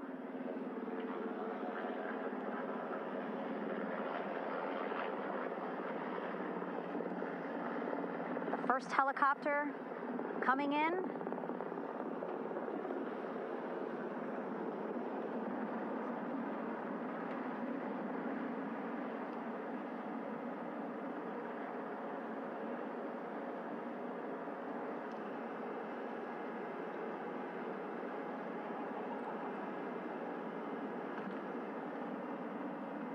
And wheels down. Wheels down of the first helicopter carrying 2 of our Artemis II crew. Pilot Victor Glover and mission specialist Christina Cook.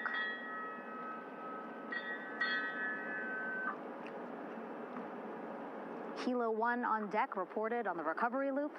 Again, the mission audio loops that the recovery team are using here to communicate with one another. And an announcement just made on the ship, integrity incoming. 2 more helicopters on their way to the flight deck, one carrying the crew, the other, one of our imagery helicopters. Again, kudos to our imagery and aerial teams for giving us these beautiful views of history in the making. Set amid a gorgeous, soon-to-be sunset here in the Pacific Ocean.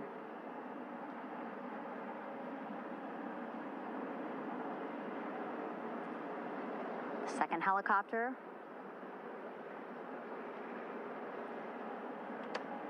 Making its approach of the flight deck.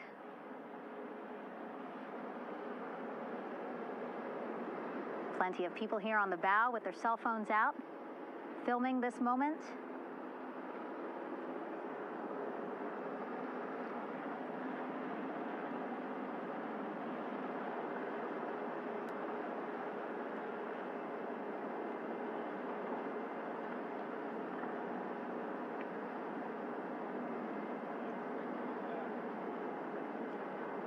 Some impressive flying here by the Navy as we are seconds away from wheels down. And there you go. We now have all 4 Artemis II crew members on the USS John P. Murtha.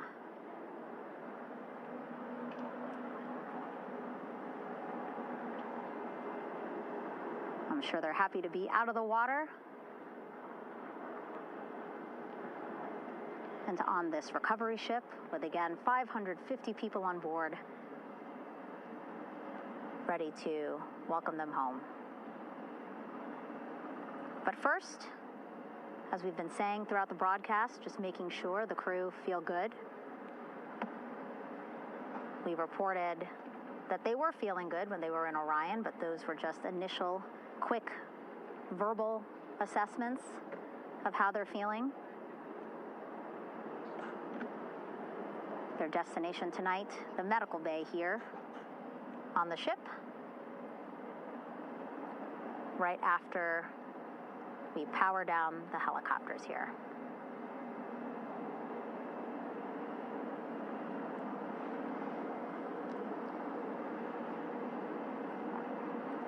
The team on the flight deck working quickly but methodically.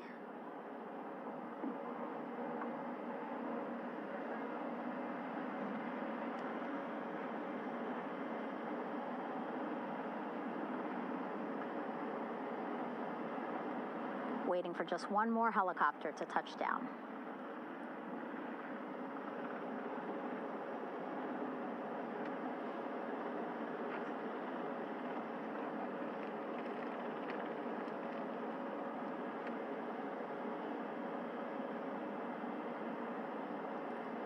Very limited personnel here on the flight deck. Restricted maneuvering doctrine is in effect.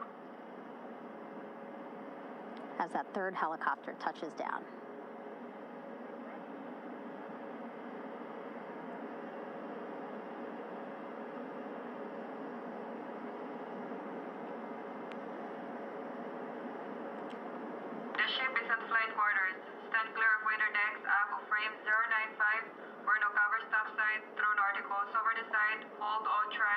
reach on station. Flight quarters.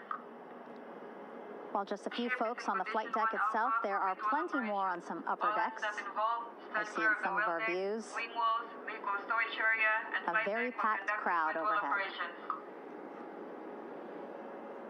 Announcements being made over the ship's loudspeaker system, reminding folks to stay clear of operational areas like the flight deck, so that teams can work quickly to get the crew off of the helicopters and into the medical bay.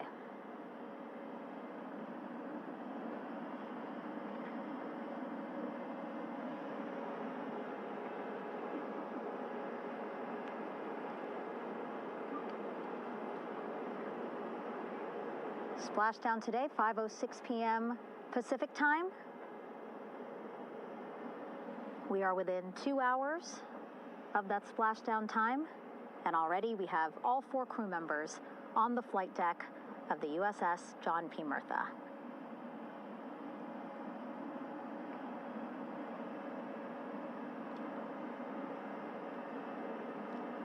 Again, crew waiting before getting out for the helicopters to completely shut down.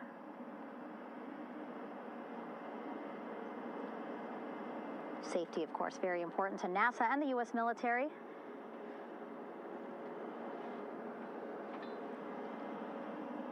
So we'll wait just a couple of minutes here before we start seeing crew members walk off the helicopters one by one.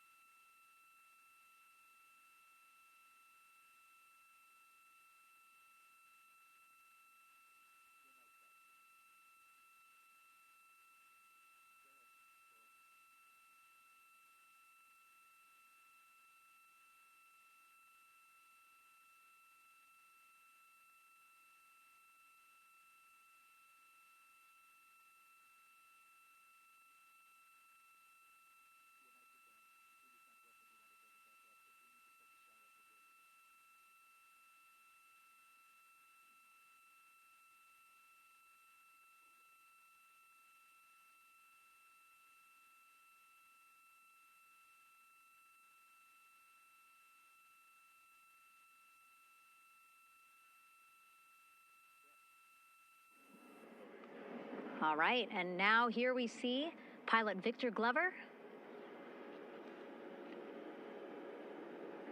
and mission specialist Christina Cook sitting on the edge of one of the helicopters, looking in great spirits. That familiar smile and laugh from Victor, I can see it from here. Christina, I'm sure, feeling the same way, just blocked a little bit by our camera here, but we'll see her here shortly. A photographer taking their pictures. Victor saluting folks on the flight deck. They look like they're in great spirits. Happy to be home, I'm sure.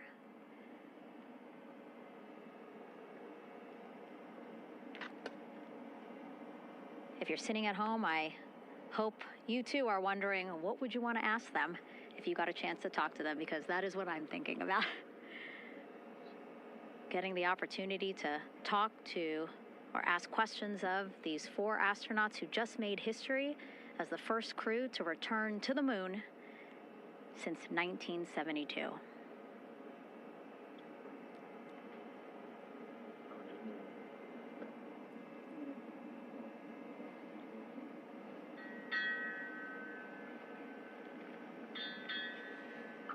Oh, there we see Christina there, also smiling. Finally peering out, waving at the cameras. Hello to you too, Christina, yes. Welcome back.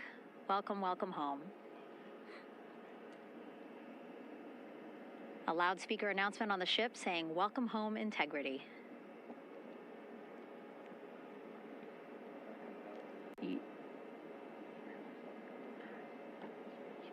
Victor in great spirits. I can't see who he's talking to, but I kind of think that he might be talking to his other 2 crew members. Shouting from across the flight deck, congratulations to one another.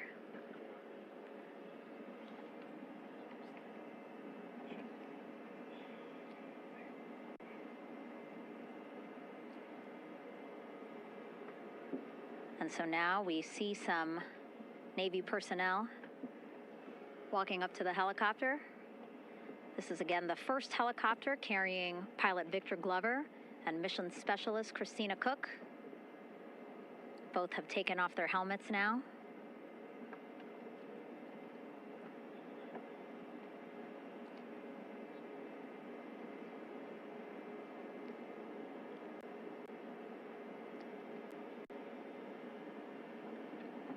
Some pictures, video to catalog this historic moment.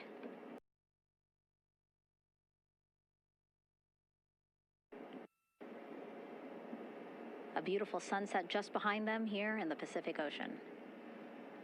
Golden hour. These pictures will be beautiful.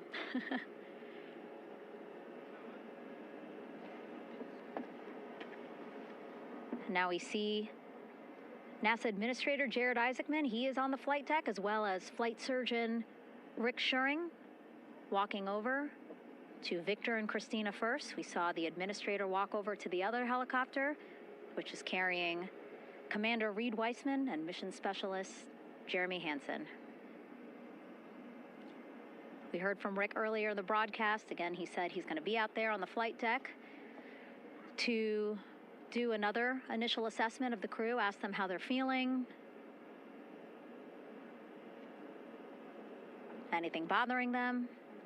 But again, from what I'm seeing, they look like they're in great spirits and feeling pretty good for folks who just traveled 695,000 miles from Florida to the moon and now here to the Pacific Ocean.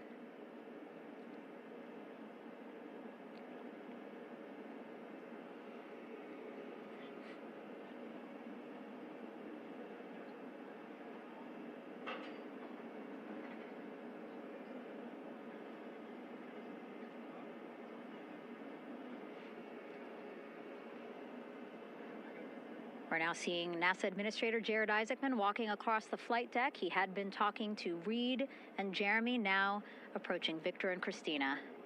A hug from Victor, a hug from Christina. What a moment that we're getting to experience together.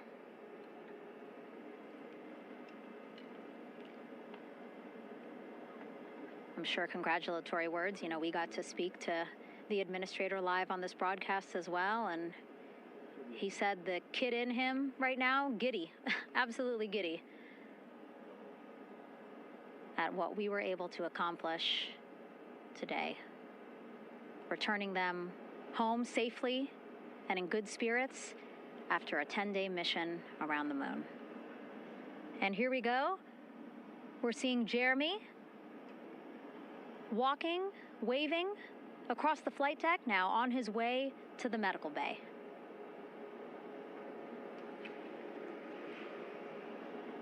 It's a short walk, less than a minute. Again, that's why the recovery team decided to use helicopters to get them on the flight deck for that short walk to medical bay. And now on the flight deck, we see the chief of the astronaut office, Scott Tingle.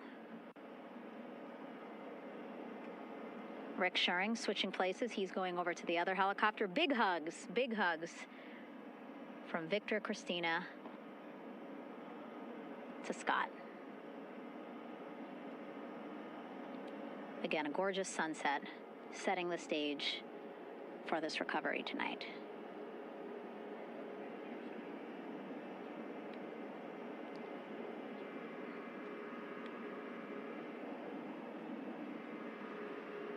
All right, and now here we are, Christina, making her way looking thankful, grateful, happy to be home.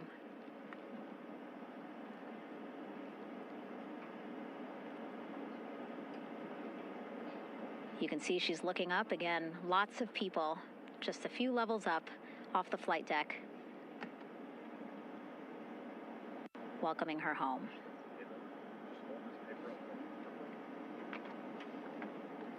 Scott holding the door like a gentleman, but back on his way to the other crew still on the flight deck.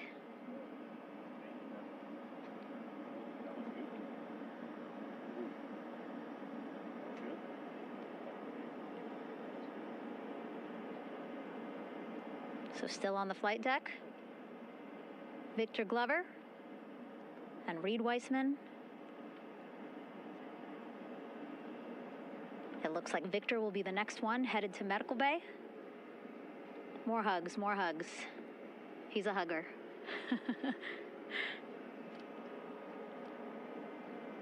Victor looking good as he walks across the flight deck. NASA administrator applauding. Victor applauding for all the folks on the ship with him who played a role in their safe return today.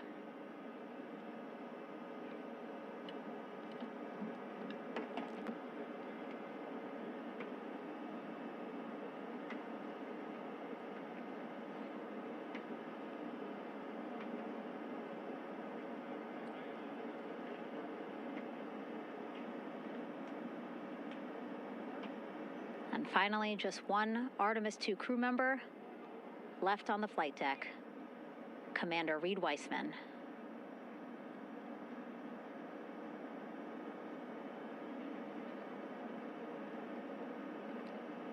Applause from the group there on the flight deck, I'm sure, as well as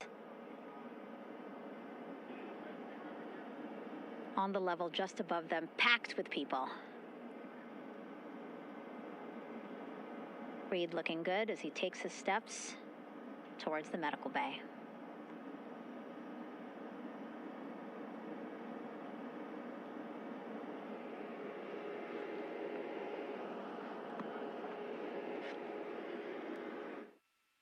See our 4 Artemis II crew members back on the ship.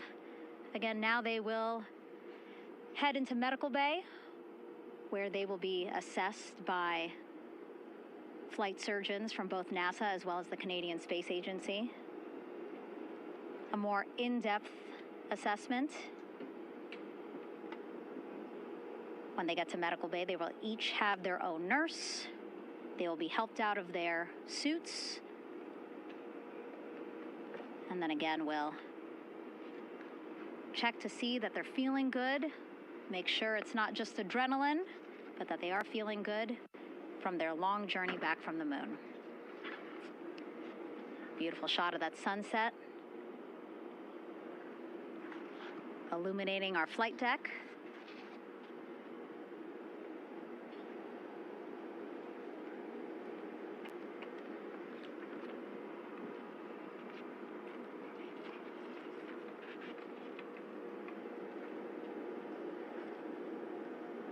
All right, and now with our astronauts safely on board, I want to welcome on Artemis Recovery Director Lilly Villarreal. Lilly, I don't know how you must be feeling right now. Ecstatic, relieved? I'm so ecstatic, relieved. Of course, we still have to bring the capsule into the well deck of the ship, but this is a major milestone to have the crew here on the ship and in med bay. You know, our team has been preparing and working really hard, and I'm just so proud of them all. Everything went very well, just as planned. Our teammates in Houston, the flight control team was just amazing. We were able to have great conversations and communications about everything. And I don't know what else to say. I'm just so ecstatic. It's such a wonderful feeling to get to this point. Again, we still have to get the capsule, but this is huge for all of us in landing recovery. And I couldn't do this without my team, and of course the full support of the U.S. military.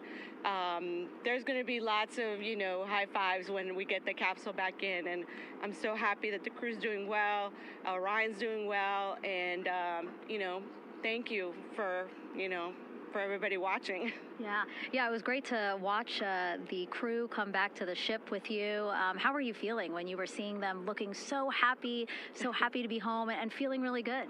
The funny thing is that we had video of them from inside the Orion vehicle. They were like that from the beginning. When we opened the hatch, they were already out of their seats, having a good time, waiting for us to open the hatch. And they opened the hatch, and of course, we did the first medical assessment. Everybody was doing very well, and they were just having such a great time with the medical team that was inside the capsule. I think they were all taking selfies with the phones that they have, probably talking about what they saw, and it was just smiles all around. They were having such a great time. And then we put them on the front porch when we were ready to put them on the front porch. And again, you could see they were just so ecstatic to be home and talking to everybody. So we were very happy to see all of that in the control room of the LFOC. How remarkable is that? Again, if we think about their journey, the 695,000-mile journey around the moon and back, coming back at 30 times faster than the speed of sound. I mean, how remarkable is that they are in such good spirits? I mean, this is an amazing crew. I think you guys have seen it for the past 10 days. They're wonderful people, and we're so happy that they brought us along on that ride. And I can't wait to see all the additional videos and pictures that they have that, we'll get a hold of now that they're back on the ground. And I can't wait to hear how, a little more than what we saw on the press briefings from the crew about what they saw. It's just fantastic. Some of my favorite people around this 10 days was the science team and how excited they were. And so this is exactly how we feel in the landing recovery team when the science team went, oh my goodness, when they heard all the discussions about the moon. This is exactly how we feel now in the landing recovery team. We're so ecstatic. Yeah. Again, we have to recover the capsule. I want to make sure we don't forget about our Orion. Lily's all about business. She's thinking about what's next. But yeah, speaking of these 10 days, I mean, we have been along for the journey with them, live with them 24/7 for 10 days, and just really seeing the engagement that we've gotten from around the world. What do you hope people take away from this mission? I think that's fantastic. So, my story was that I went to the Kennedy Space Center. I was born in Colombia. I was 10 years old when we moved to the United States, but when I was 7, my family took me to the visitor center, and that's when I learned about Apollo. And we went to the moon, and I learned about astronauts, and that story was what really fueled me to want to do STEM and want to be an astronaut. And I think that this Artemis program is going to do exactly what, what girls, my age back then is 7, young people right now, girls and even like young men, obviously. But we want to empower people to know that you can do this, right? If you want to come and work for NASA, if I did it, they can do it. And Artemis program is just going to inspire everybody. And I'm so happy about that. Yeah. Like Apollo inspired me. Thank you so much, Lilly. Really appreciate you being here. As you said, still a lot of work to do. 5 to 6 more hours to recover Orion that's still out in the water. So I'll let you get back to it. But you had beautiful words to say again. We hope that this inspires people. We hope that you come and join us at NASA and accomplish great things with us in the future. Back to you, Rob. Thank you, Megan, and safe sailing out there in the Pacific. Here in Mission Control, it is now all quiet. The team of flight controllers and all their support personnel have left the room to enjoy the aftermath of a textbook touchdown by Integrity that splashed down in the Pacific right on target to complete this historic flyby of the moon, the Artemis II mission. With that, we'll wrap up our coverage for the night and point you to a post-Splashdown news conference in 15 minutes at 9:35 p.m. Central Time, 10:35 p.m. Eastern Time, where managers will discuss the return of the Integrity spacecraft and the completion of the Artemis II mission. With that, we'll wrap up our coverage for this evening and historic mission in the history books. This is Mission Control Houston.